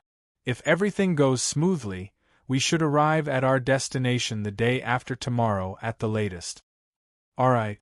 Ouyang Shuo was excited, and he couldn't help but look forward to it. Shanhai Pass was known as the first pass in the world. It was built during the reign of Emperor Zhu Yuanzhang of the Ming dynasty. It had witnessed the rise and fall of the Ming dynasty and was the key point for the Qing army to enter the pass. After the incident between the Great Shun and Great Qi armies, Ouyang Shuo immediately activated the emergency plan and went down the Yangtze River. After rendezvousing with the royal fleet, they entered the vast ocean. Ouyang Shuo's objective was to seize Shanhai Pass and cut off the Qing army's last route of retreat. Since Dorgan was calm and composed and unwilling to engage in battle with the southern allied forces prematurely, Ouyang Shuo might as well add fuel to the fire and force Dorgan to attack prematurely. After taking down Shanhai Pass, Ouyang Shuo naturally didn't mind taking a stroll outside the pass. Although the Qing dynasty had moved its capital to Yanjing a year ago, there were still many Manchus living in the old capital of the Qing dynasty, Xinjing. There were even some descendants of the royal family outside the pass.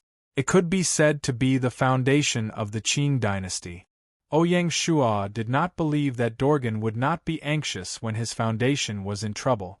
Even if Dorgan could keep his composure, the Manchu nobles and elders would never agree. The Chinese plains. While Ouyang Shuo was leading his troops north, Li Jing and Guozi weren't idling around. After Li Jing led his troops to attack Kaifeng, he temporarily stopped heading north and rested on the spot. Guozi's troops chose to rest and reorganize in Jinan. Taking advantage of the opportunity of the army's recuperation, the two of them simultaneously strengthened their control over the Nanming army. They let some of the generals who were unstable or unable to take on great responsibilities step aside and instead promoted some of the generals who were good at fighting. Gao Jie, Huang Digong, Lu Liangzhua and the others were all valiant men from the military, but there was no lack of good generals and fierce warriors under their command, such as Li Dinghua, Sun Kawang and other high-ranking officers who had lost power in internal strife. The benefits of these generals being promoted were obvious. First, they were not outsiders, so they would not arouse the resentment of the Nanming soldiers. Secondly, they were brave and good at fighting to begin with. Moreover, they had once served as commanding generals of the army, so they didn't need to adapt and adjust. They were able to get into the groove very quickly. It could even be said that the promotion of these generals raised the morale of the southern Ming army. As for the reason for changing the generals, it was easy to find. The coalition army had won many battles, so naturally, they had to be rewarded according to their contributions. Lian Guo's specific actions showed their wisdom. They didn't demote those unqualified generals, but promoted them to be the commander-in-chief of the local army. It seemed like a high promotion, but in reality, they were taking the opportunity to remove them from the army. The generals who had been excluded were also happy to do so. In their view, the occupied territory was already the southern Ming's territory, so naturally there needed to be people guarding it.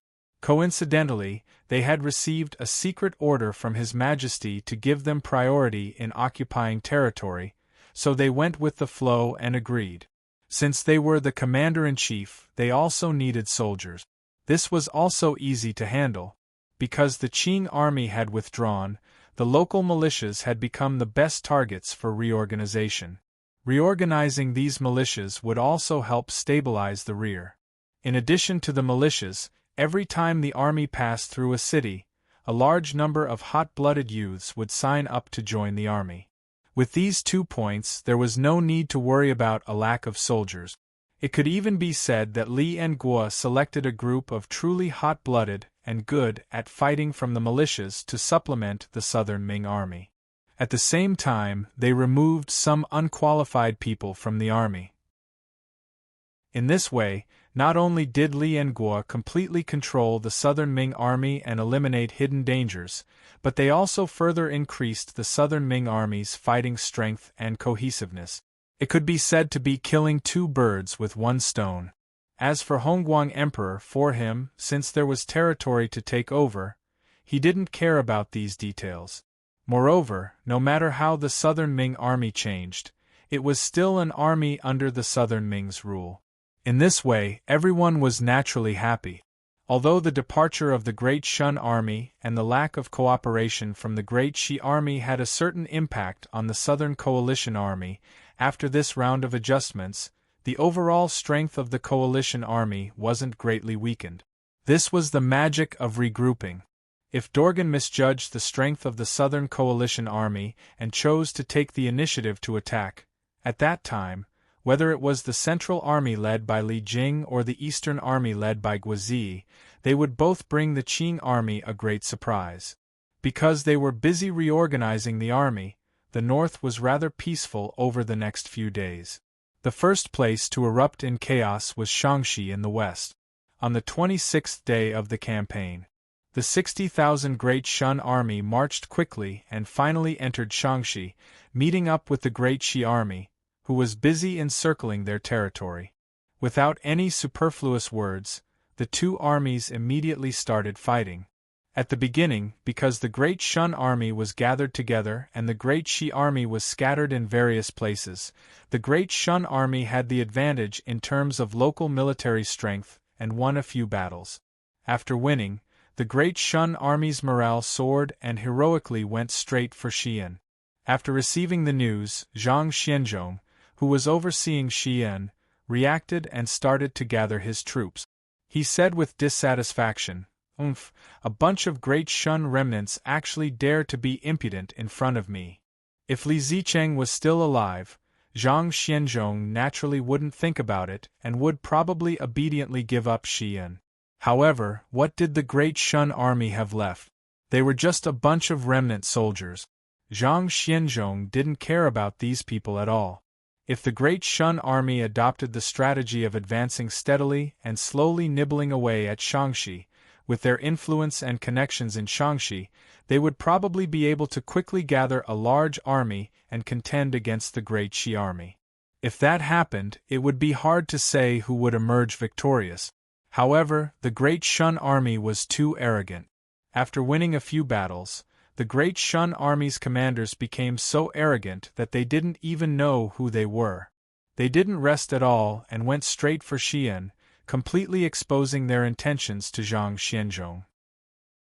Seeing this, Zhang Xianzhong began to quietly cast a net, waiting for the Great Shun army to take the bait. Chapter 1088. In the end, the Great Shun army took the bait. On the 29th day of the battle, just as the Great Shun army was about to reach Xi'an city, Zhang Xianzhong personally led the 120,000 soldiers of the Great Western Army as the main force. Together with the 60,000 local militias and 20,000 new recruits, they formed an army of 200,000 soldiers and surrounded the Great Shun army. The following battle was extremely tragic. The surrounded Great Shun army was quite resolute and didn't surrender. Instead, they chose to defend the last of Great Shun's glory and resolutely fought against the Great Shi army. That battle caused the sky to change color and the sun and moon to dim. According to the survivors' recollections, the sunset on that day was exceptionally beautiful and red like blood. Countless corpses covered the gray earth like wheat, creating an eerie and terrifying scene. Both sides suffered heavy casualties. The Great Shun army didn't have it easy either. Apart from the 10,000 soldiers who surrendered, the rest died in battle. The Great Shi army didn't have it easy either. Not only did most of the new recruits die, but 15,000 of the 120,000 elites died in battle. Both sides suffered heavy casualties. Fortunately, we still won. Standing on the hellish battlefield, Zhang Xianzhong felt a lingering fear, and his face glowed brightly. Defeating the remnants of the Great Shun army was a milestone victory for the Great Shi kingdom. From now on, the Great Xi army would be invincible in Shaanxi and even Shaanxi. With 2 provinces and the foundation of the Great Xi Kingdom, Shu, a new dynasty was beginning to take shape. Zhang Xianzhong stood at a new starting point and was full of ambition. Unifying the world is no longer an extravagant hope. Zhang Xianzhong was full of confidence. The news that the remnants of the Great Shun army had been completely wiped out quickly spread throughout the northern region. When Dorgan received this news, he realized that the time for the Qing army to attack had arrived. Azig and the other Manchurian generals all rubbed their palms together. A major battle was about to take place. When Li Jing received this news, he regretfully shook his head. The remnants of the Great Shun army could have walked on a smooth path and completed the magnificent feat that their leader, the roaming King Li Zicheng, had never been able to accomplish, defeating the Qing army. However, because of their stubbornness, they ended up getting caught in their own trap. At the same time, Li Jing realized that the Qing army's full-scale attack was just around the corner. With Dorgan's craftiness, he would definitely leave the Great Xi army to the side and focus on dealing with the Middle and Eastern armies. The Qing army was very familiar with the tactic of breaking them down one by one. Given Zhang Xianzhong's nature, as long as the Qing army did not take the initiative to attack Shaanxi, the Great Western Army would be happy to be at ease and would definitely not choose to take the initiative to attack as he had promised Ouyang Shua. Short-sightedness was a common weakness of the Revolutionary Army. To Zhang Xianzhong, the most important thing now was to bring Shaanxi and Shaanxi under the rule of the Great Xi country. Without the reinforcements from the Great Western Army, the reorganized Central Army had 120,000 soldiers and the Eastern Army had 150,000 soldiers. With 270,000 soldiers fighting against 550,000 Qing soldiers, the pressure was indeed great. Fortunately, Li Jing's resistance to pressure was extraordinary. On the 30th day of the campaign, the Qing army finally moved out. Regent Dorgan personally led 250,000 Qing troops to attack the Central Army led by Li Jing. Azig and Di Chen also led 250,000 troops to welcome Guozi's troop. There were only 50,000 Qing troops left to guard Yanjing. The two armies left Yanjing at the same time, like two giant arrowheads, piercing the land of the Central Plains. The biggest battle of the Battle of Qingmianming had officially begun. Not long after the Qing army attacked, an unforeseen event occurred in Shanhai Pass. In fact, a few days ago, the Great Xia Royal Fleet had already entered the Bohai Sea. The fleet had been drifting on the sea for a few days and had not really approached Shanhai Pass. That was because Ouyang Shua was waiting. Only when the Qing army left Yanjing and attacked Shanhai Pass would it be effective. Early in the morning, the sun rose from the east. The orange sunlight shone on the surface of the sea, sparkling like a golden ocean. It was dazzling. The sea breeze blew and the flags fluttered. Shanhai Pass had the reputation of being the best pass in the world, so it was naturally not simple. Other than the main city, Shanhai Pass, it was adjacent to the Bohai Sea to the south, Bai City to the north, Donluo City to the east, and Shilua City to the west. Even near the Bohai Sea, there was a south wing city that extended directly to the sea. The target of the fleet's attack was South Wing City. Ever since the Qing army entered the pass, Wu Sangui's troops had tactfully evacuated the pass and left it to the Qing army to station. In the beginning, Dorgan had arranged for a total of 30,000 troops to guard the pass. It was to guard the hub of the Qing army's retreat. When the Qing army took over Yanjing, the garrison was reduced to 20,000. Then, the Qing army attacked Great Shun and urgently needed more troops. Another 10,000 were transferred away, reducing the garrison at Shanhai Pass to 10,000. Even so, Dorgan didn't think it was inappropriate. When the Qing dynasty moved the capital to Yanjing, the strategic position of Shanhai Pass was reduced to its lowest point in history. When Dorgan gathered his troops to Yanjing, The garrison at Shanhai Pass was less than 8,000, and they were no longer elite troops. No matter how tight the defense of such a pass was, it would be difficult for the royal fleet to defend it. Boom! Boom! Boom! With the uniform sound of cannons, the attack on the pass began. The 6-meter-tall city wall couldn't withstand a single blow from the fierce cannons and collapsed. Kill! Under the leadership of Su Chu, the 3,000 divine guards boarded the Scarlet Horse boats and quickly charged to the shore. The Shanhai Pass, which was suddenly attacked, couldn't resist at all and retreated in defeat. In front of the divine guards who were like killing gods, they couldn't organize a decent defense line. In less than an hour and a half, South Wing City was declared to have fallen. Seeing this, more than 15,000 gunmen from the royal fleet disembarked and cooperated with the divine guards to attack the main pass. In order to destroy the thick city wall, the royal fleet even transported cannons to the shore. The P-1 cannons of the Great Xia royal fleet were even more powerful than the red barbarian cannons.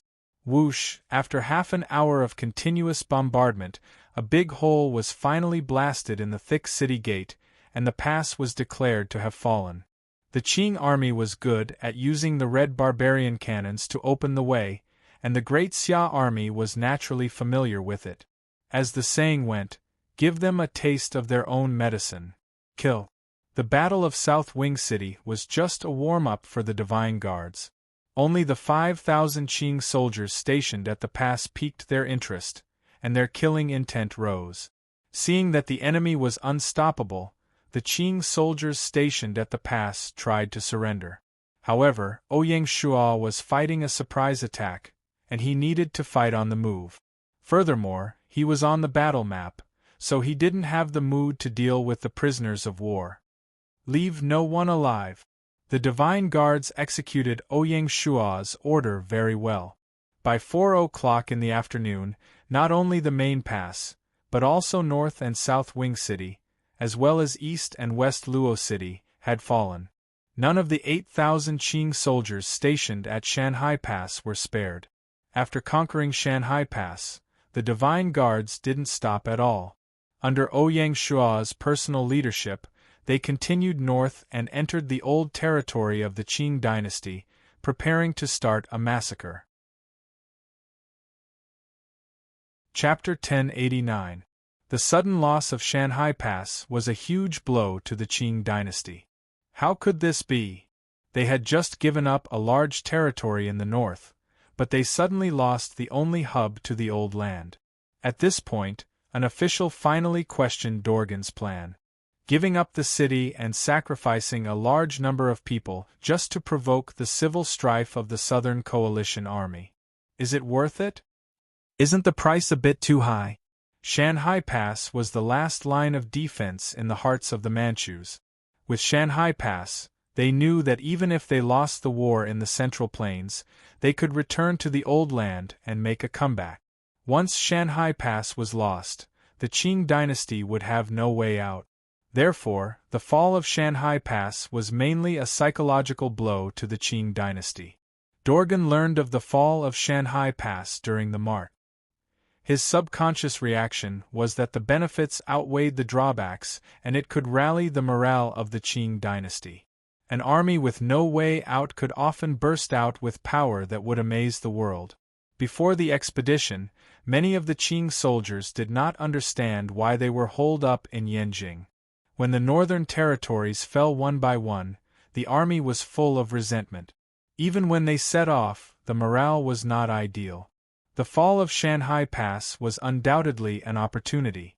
But the subsequent development was far beyond Dorgan's expectations, making all his plans go to waste.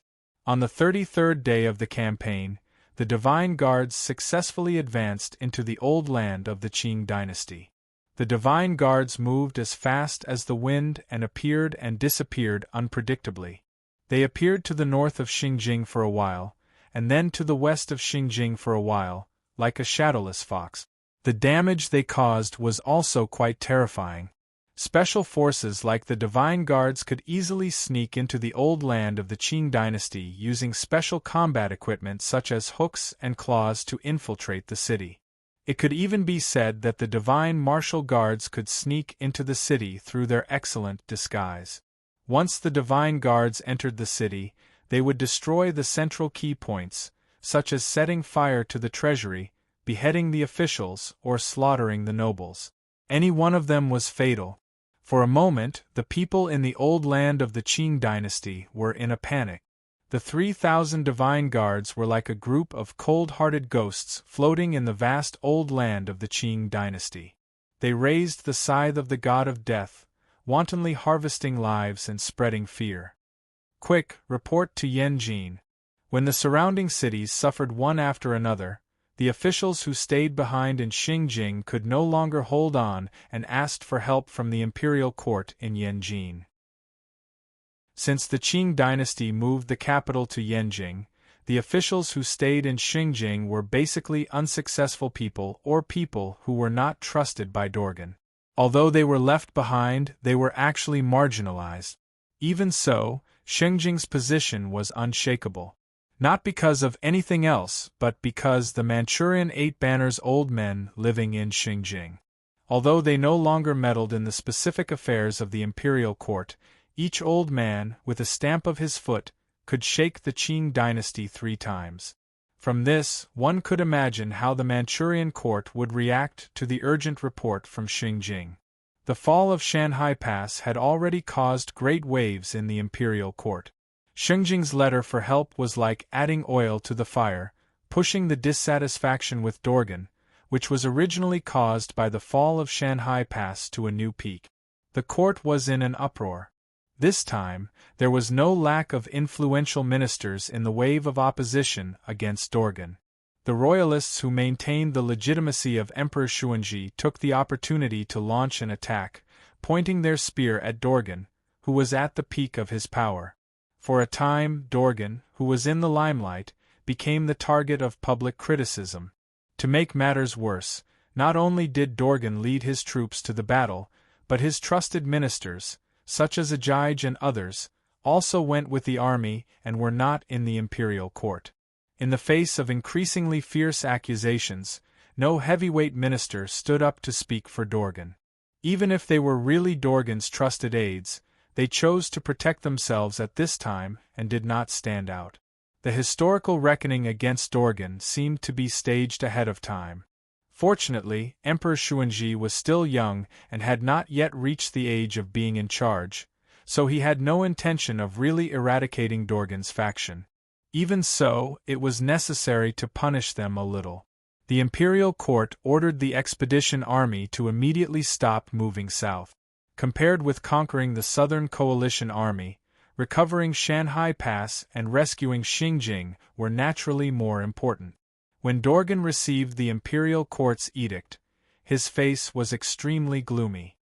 He realized that all this might be a trap of the enemy, whose purpose was to stop the Qing army from moving south. As for the attack on him in the imperial court, it was also enough to arouse Dorgan's vigilance. Although Emperor Xuanzhi appointed him as the regent, he was not willing to become a puppet emperor. When the little emperor grew up, it would be time to show his fangs. These were not the most important things. The most important thing was, in the face of the imperial court's edict, what should the Qing army do? As the saying went, when a general is outside, he must not obey the emperor's orders. Immediately, a general of the Eight Banners suggested to Dorgan to ignore the imperial court's edict and continue to move south. When the Southern Coalition army was defeated, all the attacks would disappear. Your Highness, the enemy's small plot shows that they have a guilty conscience and do not dare to fight head-on with our army. The more it is so, the more we can't be fooled, a general with sharp eyes said. Hearing this, Dorgan was also a little tempted. But after all, defying the imperial edict was not a small matter. Moreover, the number of officials who attacked Dorgan this time was very high, and their status was very high, which was rare.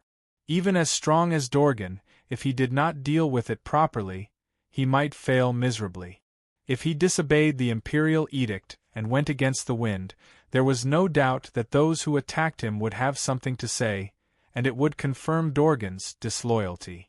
If things really developed to that point, even if Dorgan led his troops to defeat the Southern Coalition army and won a great victory, he would not be able to clear his name, and it would be difficult for him to escape destruction.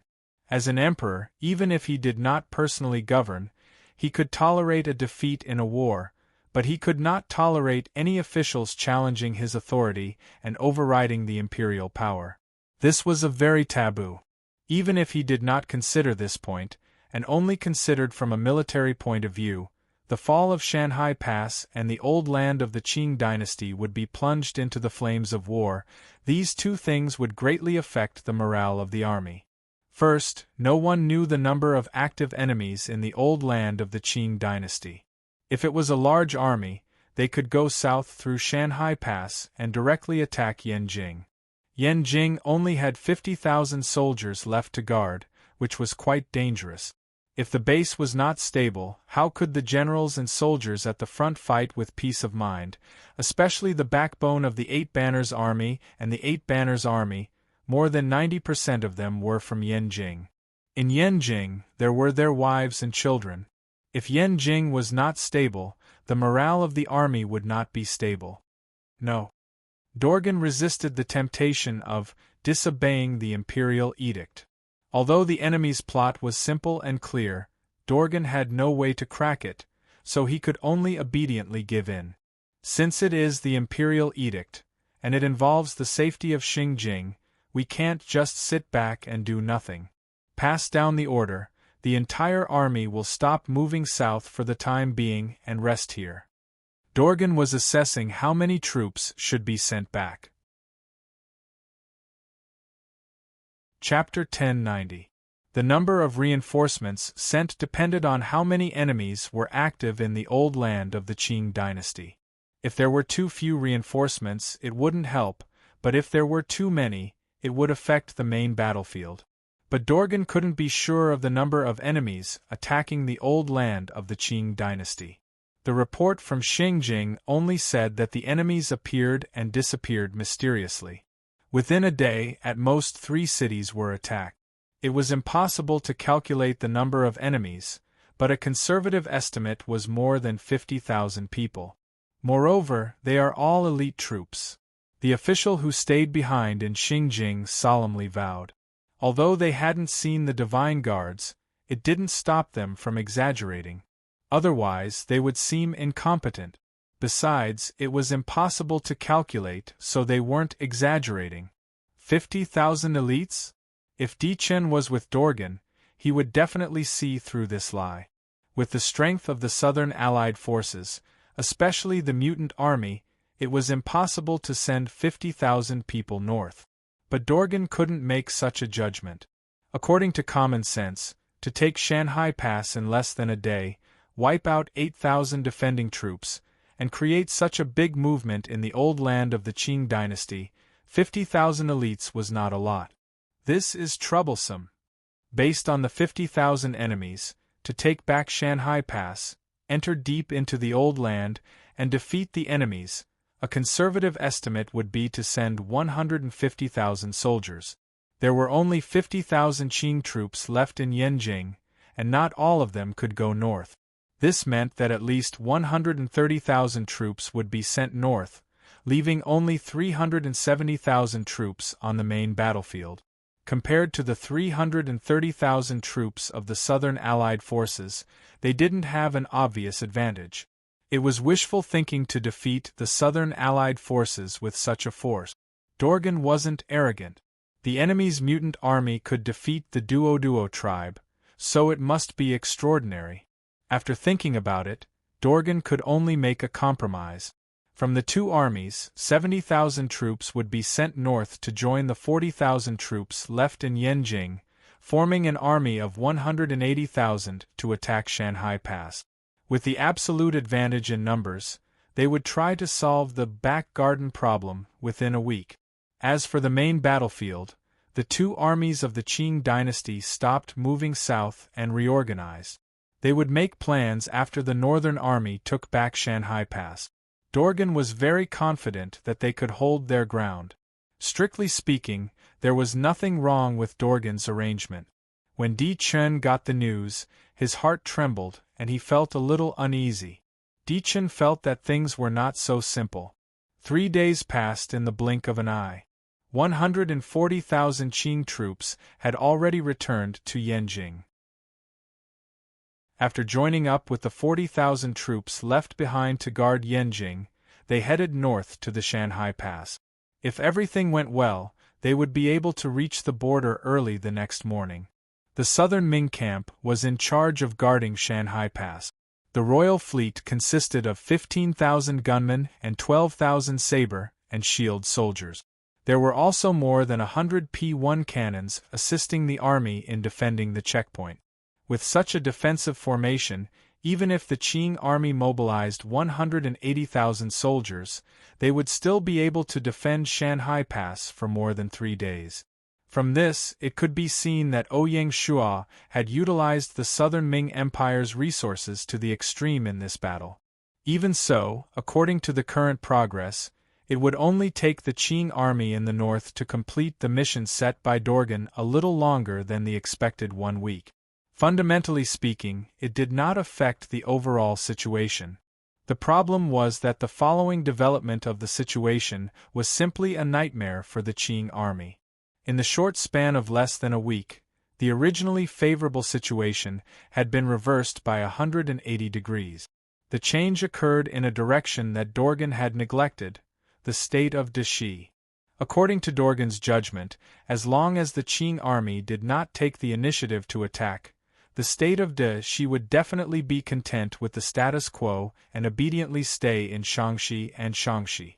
This was a very correct judgment. The premise was that there was no secret letter from Ouyang Shua to Zhang Xianzhong. There is no limit to human greed. Taking over Xi'an, wiping out the rest of the Great Shun army, occupying the entire Shaanxi province, and about to take over the entire Shaanxi province was already a great victory for Zhang Xianzhong and the state of Dashi. It was enough for them to brag about for the rest of their lives. Fortunately, Zhang Xianzhong had the ambition of unifying the world, and once again fell into Ouyang Shua's trap. Ouyang Shua's plan was actually very simple and worthless. He only said to Zhang Xianzhong, "There will be a military gap in Yanjing, and the defense of the city will be unprecedentedly weak. If you really want to unify the world, you must take over Yanjing. This rare gap is the only opportunity for the state of Dashi. If you miss it, you can only settle for a corner."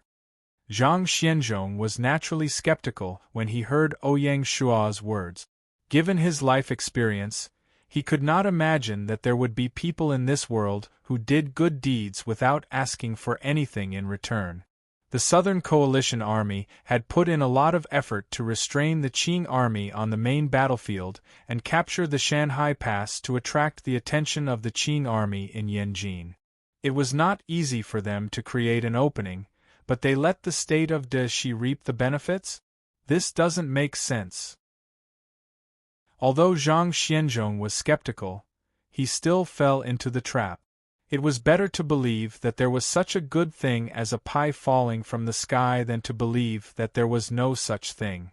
On the surface, Zhang Xianzhong did not directly answer Ouyang Shua. In fact, he was secretly gathering the Dashi army and deploying them near Yanjing.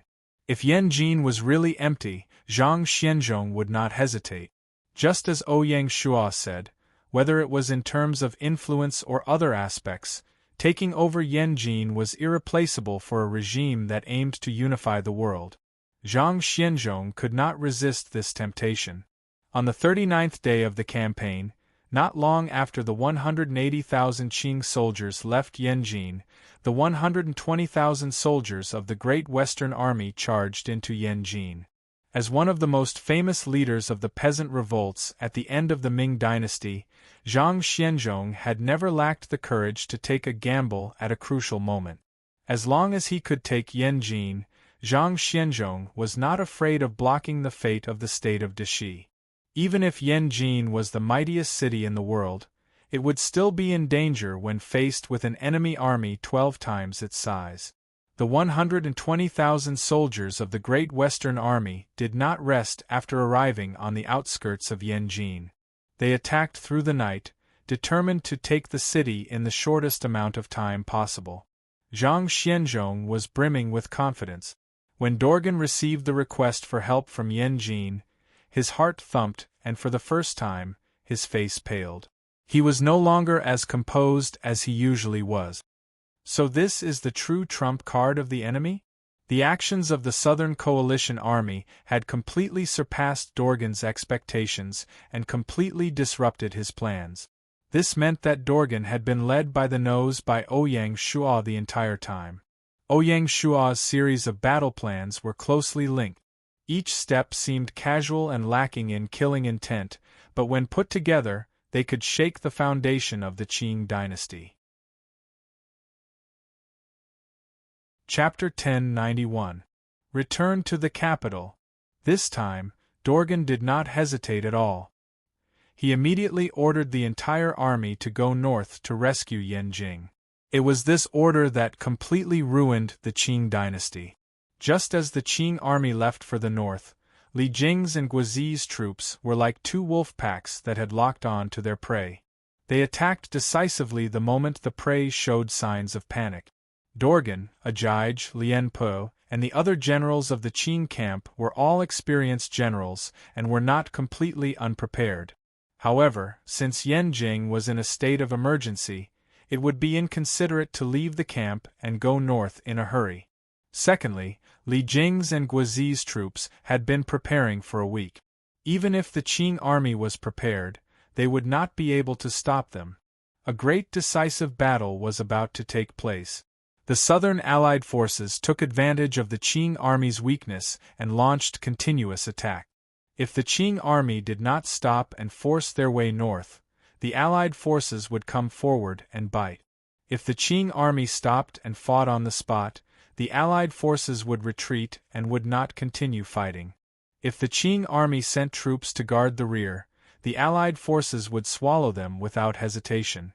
This kind of shameless tactic annoyed Dorgan. If Yanjing was not in a state of emergency, Dorgan would have stopped and dealt with the Allied forces. However, the moment they learned that the Qing army was going north, the Deshi army attacked even more fiercely. Zhang Xianzhong was greedy, but he was also very clear-headed. Whether they were fooled or not, the Deshi army was already in a difficult position.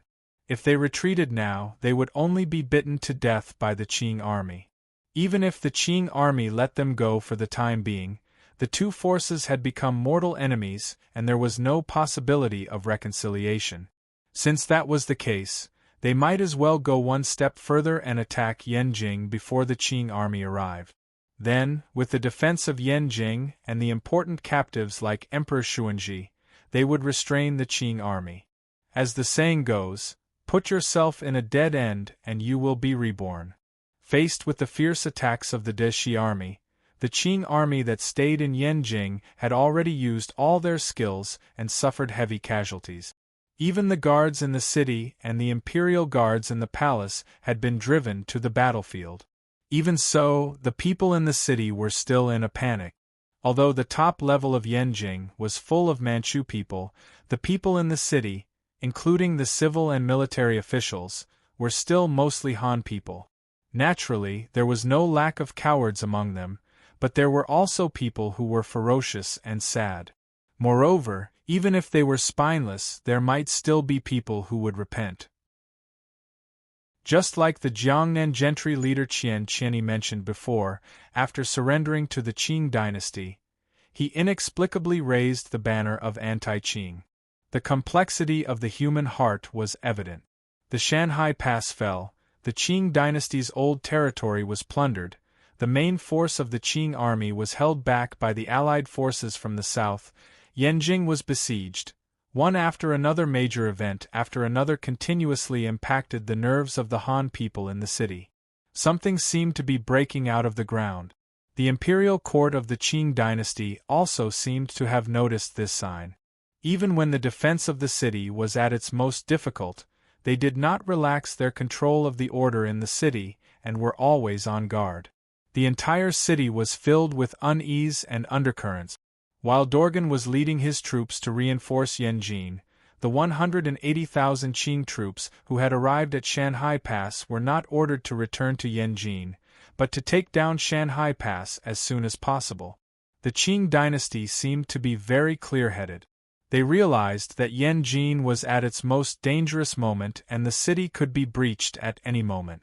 At times like this, the Shanhaiguan Pass, which was located at the hub of the retreat of the Qing dynasty, became more and more important. If they recapture the Shanhai Pass, the Yanjing imperial court will have a way out. If they fail, the Qing imperial court will be finished. It was obvious which was more important and which was more important. Therefore, while the southern allied forces were biting Dorgan's troops, a war was also breaking out in Shanhai Pass. The Qing army wanted to recapture Shanhai Pass, but the imperial fleet of the Xia dynasty would not let them do as they wished. In order to defend the pass, the 3,000 divine guards who were active outside the pass had quietly returned to Shanhai Pass to assist the imperial fleet in defending.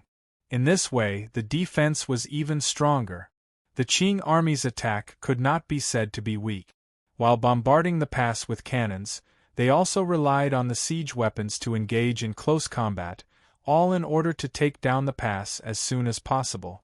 However, in front of the P1 cannons, the red barbarian cannons of the Qing army's Godly Arms Battalion were too weak. Whether in terms of range or firepower, they were far inferior to the P1 cannons. Moreover, the P1 cannons occupied a high position. More often than not, the red barbarian cannons were destroyed before they could fire two shots. In addition, with the help of the mimic flying device in the air, the Godly Arms Battalion had little effect. This time, they had suffered greatly. After a day and a night of fierce fighting, more than 30,000 of the 180,000 Qing troops were killed, but Shanhai Pass still stood tall. To make matters worse, the red barbarian cannons of the Qing army had been used up. Without the help of cannons, it was wishful thinking to want to break through Shanhai Pass. Despair, fear, and pessimism. All kinds of negative emotions spread within the Qing army. It was uncontrollable, as if doomsday had arrived. The morale of the Qing army plummeted. Some soldiers had already quietly slipped away and disappeared. The first to run away were the puppet soldiers of the Qing army. Their loyalty to the Qing was the lowest. Seeing that the ship called the Qing dynasty could capsize at any time, they naturally did not have the determination and ambition to live and die with the Qing dynasty. During the reign of Xuanzhi, the Qing dynasty had just been established. The policy of fooling the people had not yet been implemented, and there was no time to tamper with history to cover up the numerous crimes committed by the Qing army in Huaxia. At this time, among the Han people, it could be said that there were very few people who truly identified with the Qing dynasty. Moreover, there were opportunists like Wu Sangue and Shang Keshi in the Qing army. Seeing that the Qing dynasty could not even protect itself, they naturally had the idea of starting from scratch. With someone taking the lead, there were others who followed. At first, the deserters were scattered one by one, then groups after group. Later, the entire battalion of officers and soldiers disappeared without a trace overnight. Among them was Wu Sangue's unit. Following the escape of the puppet soldiers, the morale of the Qing army hit rock bottom. The pessimistic Qing officers and soldiers knew very well that perhaps they would never be able to take down the Shanhai Pass. What should we do? The officers and soldiers were panic-stricken. At this critical moment, the Qing army, which had shrunk to 100,000 men, split up again. This time the deserters were the Mengbaki of the Eight Banners army, which was also the elite cavalry of the Qing army. As the saying goes, in the face of a great calamity, fly away on your own. The Manchus and the Mongolians were very close. After all, they were not a real family. Seeing that the Qing dynasty had fallen and seemed to have settled down, the Mongolians were not stupid enough to walk down the dark path. Although the Shanhai Pass was the central hub leading to the outside of the Great Wall, it was not the only passage. The Mengbaki decided to withdraw to the outside of the Great Wall, no longer participating in the muddy waters of the Central Plains. This was simply fatal to the Qing army. First, less than half of the elite troops were gone, their combat power was greatly reduced, and there was no hope of breaking through the Shanhai Pass. Second, the hearts of the soldiers were wavering. Even the Mengbaki, the disciple soldiers, were wavering. Some wanted to learn from the Mengbaki and take a detour to the outside of the Great Wall. Some wanted to return to Yanjing and rescue their families. The Battle of Shanhai Pass had ushered in the most critical turning point. Chapter 1092. In less than 2 days, the 180,000 Qing troops were reduced to a little more than 40,000 eight-banners. Just as this unit was wavering internally and didn't know what to do, the Great Xia army made a choice for them. With the Divine Martial Guards as the vanguard, the Great Xia army took the initiative to attack. This was really beyond the Qing army's expectation. The morale of the Qing army was low to begin with. Faced with the surprise attack of the Divine Martial Guards, they were at a loss of what to do. Their internal opinions were not unified. Some chose to fight head-on, while others took advantage of the situation to leave the battlefield. On the other hand, the Great Xia army was not only high-spirited but also well-commanded. Even though the Qing army was twice the size of the Great Xia army, their formation was disrupted by the Divine Martial Guards as soon as they came into contact with the Great Xia army. A crushing defeat was imminent, and there was simply no way to stop it. The Great Xia army seized the opportunity to pursue and reap the fruits of victory. This great battle lasted until dusk before it came to an end. By the time the sun set in the west, the Shanhai Pass was already littered with corpses. Not a single standing Qing soldier could be seen. The entire Qing army was routed. Just like that, in less than 3 days, the 180,000-strong Qing army attacked the Shanhai Pass aggressively, but in the end they were completely routed. Some died in battle, and some became deserters. This was a miracle in the history of war. The root cause was that the foundation of the Qing dynasty was too shallow. They tried in vain to rule the world with a tribe at the border. If there were no challengers, it would be fine, but once a challenger appeared, it would immediately collapse. And it started from the inside. The defeat of the Qing army at Shanhai Pass marked the beginning of the total defeat of the Qing army. In order not to provoke the Great Western Army, after defeating the invading Qing army, Ouyang Shuo did not lead his troops south to attack Yanjing. Instead, he headed north again, preparing to capture Xinjing before the battle ended. Even so, Yanjing failed to hold on. In the afternoon of the next day, the remnants of the Qing army from Shanhai Pass returned to Yanjing with the news of the defeat at the front line. Yanjing, which was already on the verge of collapse, could no longer hold on and let out its last breath. In the evening, the Great Western Army successfully charged into Yanjing and captured Emperor Xuanzhi. As soon as the news of the fall of Yanjing reached the Dorgan tribe, a wave of deserters immediately came. The puppet army chose to surrender to the Southern Allied forces. Even a portion of the Mongolian Eight Banners army surrendered. As a result, the number of Qing troops decreased sharply. Under such circumstances, the Southern Allied forces gained momentum and intended to defeat the main force of the Qing army. In order to atone for their crimes by meritorious service, the puppet troops who had just surrendered worked the hardest. They charged at the front and aimed their swords at the Qing army. Such an outcome was truly ironic. No matter how valiant Dorgan was, he was powerless in the face of such a situation. Most importantly, Dorgan suddenly became confused and didn't know where to go. Yanjing had been lost and the Shanhai Pass was in the hands of the enemy. Perhaps even Xinjing could not be saved. No matter how big the world was, there was no longer a place for them. Dorgan wanted to stop and fight to the death with the Southern Coalition Army. "Even if I die, I have to bite a piece of the enemy's flesh. The Qing dynasty was able to enter the pass from an outsider to the Central Plains. At this time, they did not lack courage. Dorgan's idea was good. If the Qing army really didn't care about their lives, Li Jing might not fight them head-on. When a desperate army went crazy, it would be very terrifying. However, there were people who refused to do so. This person was none other than Di Chun. Di Chun had already obtained what he wanted. How could he let the great Zhou army die with the Qing army? Not long after the puppet troops surrendered, Di Chun left the main battlefield with the 100,000 great Zhou army and prepared to last until the end of the battle. This time, Dorgan was completely at his wits' end. Even if Dorgan wanted to go crazy, Li Jing would not play with him. The Allied forces chose to surround and not attack. On the contrary, Guizi's troops relied on their absolute advantage in numbers to launch a cruel attack on Azig's troop.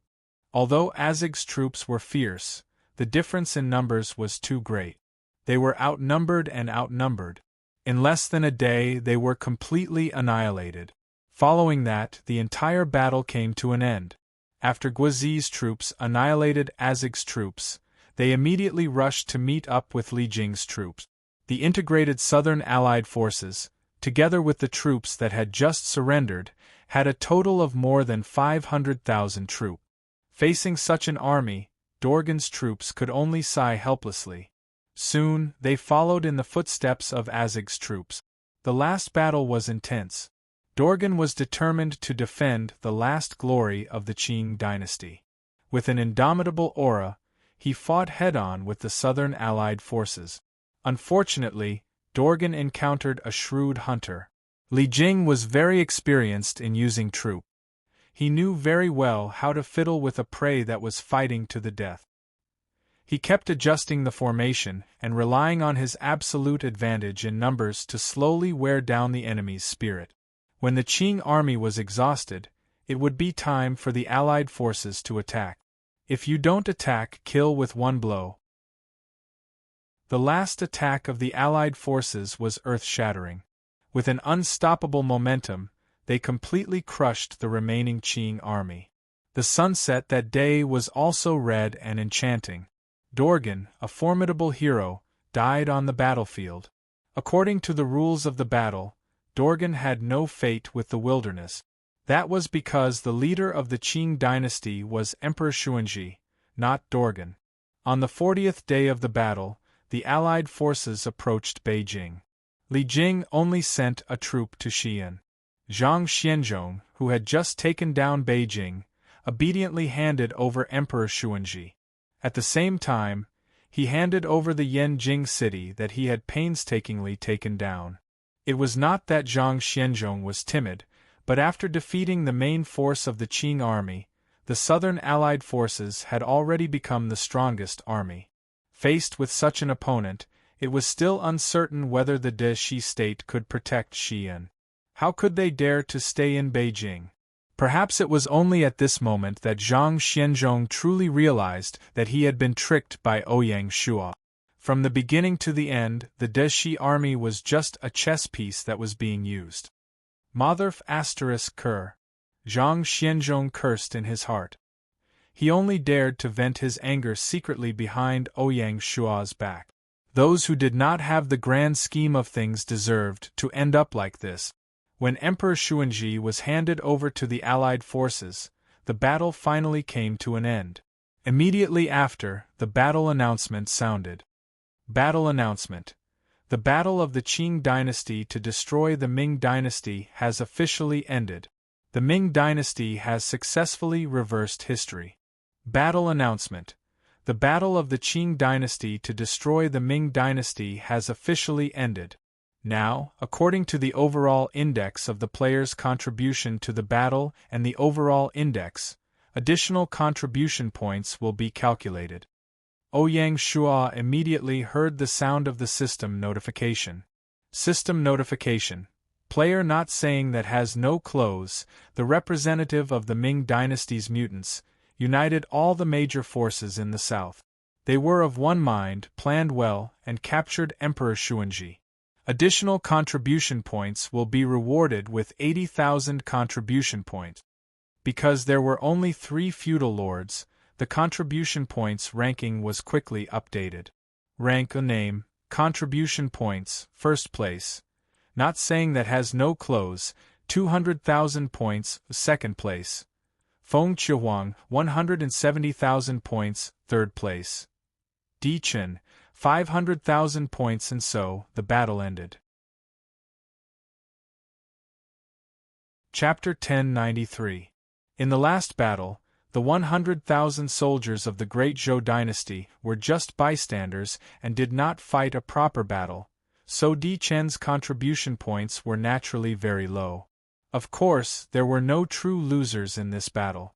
Fortunately, along with the end of the battle, Ouyang Shua had obtained another 200,000 plus merit points, and he was less than 200,000 merit points away from being able to advance to the highest rank, the title of Heavenly Prince. Feng Chihuang also had a great harvest, but the amount of contribution points required to advance from Duke to King had doubled. She still needed to accumulate for a long time before she could advance again. Of course, even if Feng Chihuang was promoted to king, Fallen Phoenix City would not have the chance to become a dynasty. A dynasty was already the limit of Fallen Phoenix City. According to Feng Chihuang, she had already started the nation establishment mission. If everything went smoothly, Fallen Phoenix City would be able to establish a dynasty in 1 or 2 months and usher in a new era. The only region in the world that had 3 dynasties was the Huaxia region. When the battle ended, Ouyang Shua was still in Xinjing. He did not expect to receive such an unexpected surprise. In the Xinjing Imperial Palace, Ouyang Shua obtained a very precious special item. Cavalry Soul, Speed. After use, permanently increase the speed of the dynasty's cavalry by 80%. As descendants of the female race, the 8 Banners cavalry was very powerful. Together with the cavalry soul, endurance, that he obtained from Kublai during the Battle of Cliff Mountain, the Great Xia cavalry would truly be invincible. Even the famous Mongolian cavaliers would pale in comparison to them. Just as Ouyang Shua left the Xinjing Imperial Palace and was about to head to Jianya to receive the final reward, a system notification rang in his ears, causing him to be stunned. System notification. Congratulations to player who says that has nothing to wear. In the Battle of Cliff Mountain and Battle of Qingmia, you have raised the might of Huaxia, reignited the blood of Huaxia, reforged the soul of Huaxia, expelled the Tatars, and restored our land. You have made great contributions and your name will be remembered in history. You will be rewarded with the soul of Huaxia. Soul of Huaxia. After use, the dynasty will become the only orthodox dynasty in Huaxia and will have the highest priority. The more Ouyang Shua thought about it, the more shocked he became. The attribute introduction of the soul of Huaxia was very general, but each keyword had a profound meaning. Especially for a dynasty, its significance was even greater than that of an entire army. What is orthodox? The word orthodoxy first came from the book Spring and Autumn Annals. It was also known as the orthodoxy of law, the orthodoxy of Taoism, and the orthodoxy of etiquette. It meant that the orthodoxy of Zhou was the orthodoxy, and the 5 emperors were respected, and the world was unified. This was the revered King Hui. Someone said, orthodoxy is the highest righteousness. Since Great Xia was the rightful ruler of China, it had obtained the highest righteousness. From then on, even Great Qin, Great Han, Great Sui, Great Tang, and Great Song all respected Great Xia. Of course, this was only in theory. Even so, it was still a great achievement for Great Xia to gain the upper hand. With such a reward, the reward given by the Southern Ming Empire was somewhat insignificant. Fortunately, Gaia was very considerate and directly sent the reward over through space, saving him a lot of time on the road. Ouyang Shua took a look and saw that it was a talisman. Mountain Ceiling Talisman After use, one can choose to completely seal off one mountain path, or temporarily seal off 3 mountain paths for 3 months. Interesting. Ouyang Shua seemed to have thought of something. He smiled faintly and chose to leave. By the time he returned to Shanghai City, it was the 29th day of the 7th month in the 5th year of Gaia. As soon as Ouyang Shua appeared, he heard a system announcement. System announcement. Congratulations to player, don't say you don't have clothes. In all of China's 10 battles, you have been the representative of a faction and obtained the final victory. You have obtained the highest achievement in the battle. You will be given the title King of Battles, and a special reward. Congratulations! Looking back, the players in the China region suddenly realized that unknowingly, Ouyang Shua had created a miracle that was destined to be unsurpassed. In the battle map, Yan Huang Alliance had been suppressed from start to finish. No matter how both sides chose factions, or how they schemed, Ouyang Shua was always able to turn the situation around. Winning once isn't much, what's difficult is winning every time. Ouyang Shua's 10 consecutive victories in the battle map was enough to go down in history. Amazing! At the same time the system announcement was made, there was a group of special people in various corners of the wilderness. They were originally lords, but now they had all sorts of strange identities.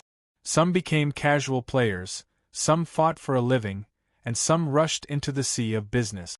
No matter what their identities were, they all had one thing in common, which was that they had all been on the battle map. They had either cooperated with Xia or fought against Xia. Only those who had participated in it knew how difficult it was to achieve this, and so they were filled with admiration.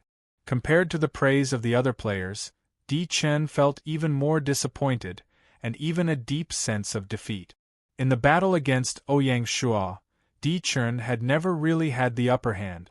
Originally, this was only a vague feeling, and only when Gaia pointed it out did Di Chen realize it. Could it be that I am fated to not be able to defeat him? Unknowingly, Ouyang Shua's invincible image had already become a shadow in Di Chen's heart. Di Chen didn't even have time to sigh, as a series of system announcements rang out. System announcement. The battle between the Qing dynasty and the Ming dynasty has officially ended. The main historical figures of the Ming and Qing dynasties have been automatically added to the game. Please explore on your own. As the last 2 dynasties of Huaxia's feudal era, although the Ming and Qing dynasties had many shortcomings, they also gave birth to many famous talents. Among those who became officials in Xia during the Ming and Qing dynasties were Zheng He, Yen Song, Li Hongzhang, Zhang Tingyu, Hu Zongxian, Hai Rui Tian Wenjing, Wang Shouren, Shi Lang, Qi Jiguang, and Yu Dao. On the civil side, there was Zhang Juzheng, one of the 10 great prime ministers in history, Fang Xiaoru, the only person in history to have his entire family executed, Liu Bowen, Shang Ji, Zhao Zhenji, and other talent. In fact, every Ming dynasty prime minister was a qualified civil official. On the Qing side, there was Zhang Jidong, Tsing Guofan, Zhuo Zongtang, and other famous late Qing officials. In addition, there was Oboi, He Shen, Lu Yong, Ji Xiaolan, Li Guangdi, and Yao Qisheng. On the military side, there was Yuan Chonghuan, Ding Ruchang, Deng Shichang, and Yu Zhongqi.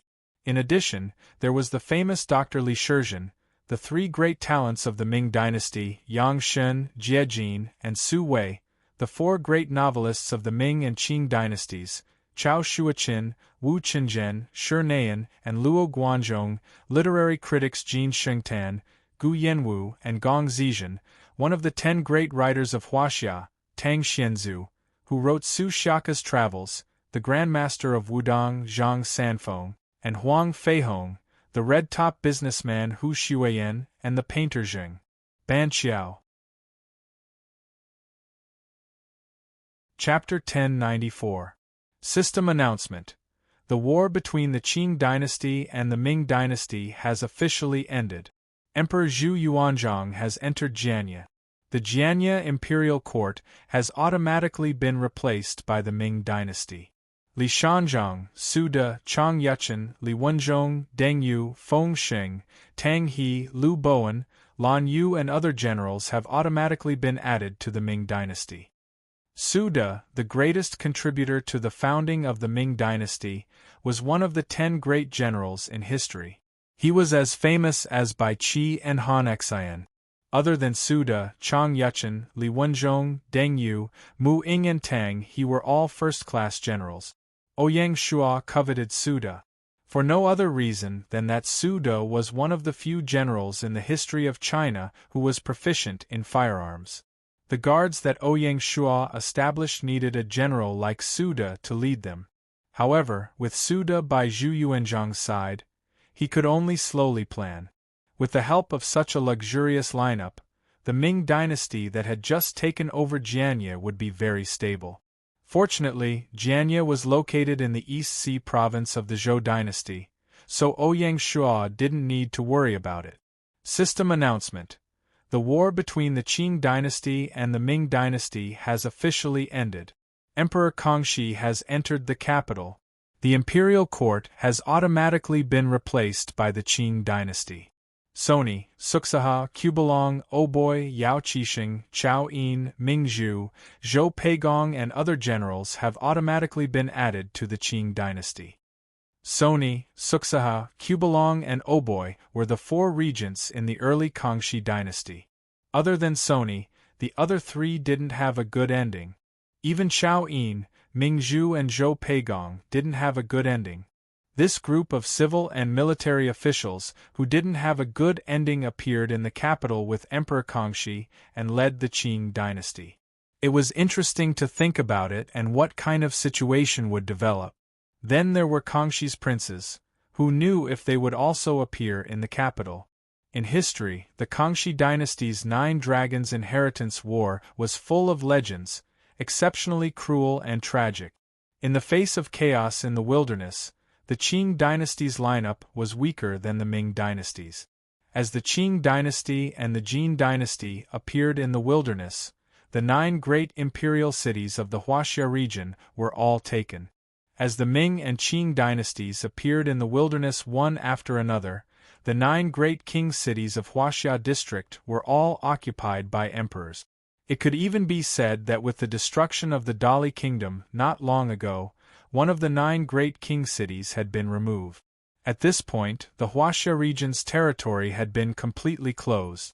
In the present China, there was the Grand Xia to the south, the Great Zhou to the north, and the fallen Phoenix City to the northwest. The Great Qin, the Great Tang, and the Great Han, the 3 strongest native dynasties, occupied the central plains. Within, there was the Great Sui, the Shu Han, the Song, the Great Ming, and the Great Qing. Outside, there was the Tubo, the Western Xia, the Western Turkic Khaganate, the Mongols, and the Jin.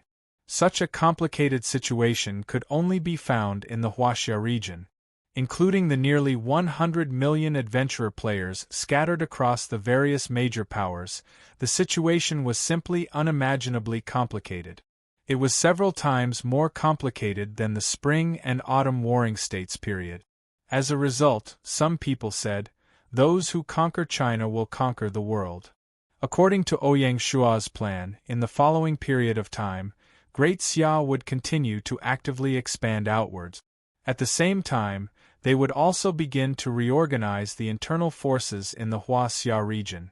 They would combine them one by one and form a combined force. In the second half of the year, one of Great Xia's main targets was the Shu Han dynasty and the Jin kingdom. Shu Han was an enemy of Great Xia and was located within the borders of Great Xia. It was a huge hidden danger that had to be resolved as soon as possible. Furthermore, whether or not they could get rid of the Shu Han dynasty would affect the pace of Great Xia's expansion to the west. If they didn't eliminate Shu Han, how could they talk about conquering Tubo and Xixia? Fortunately, as early as last year, not long after the fall of Shu, this matter had already been in preparation. More than half a year had passed. Great Xia used the mountains as a barrier around Chengdu Prefecture. They spared no expense in financial and material resources to build a steel wall between the mountains and built more than 300 artillery fortresses of various sizes. The Shu Han dynasty had already been surrounded by this land.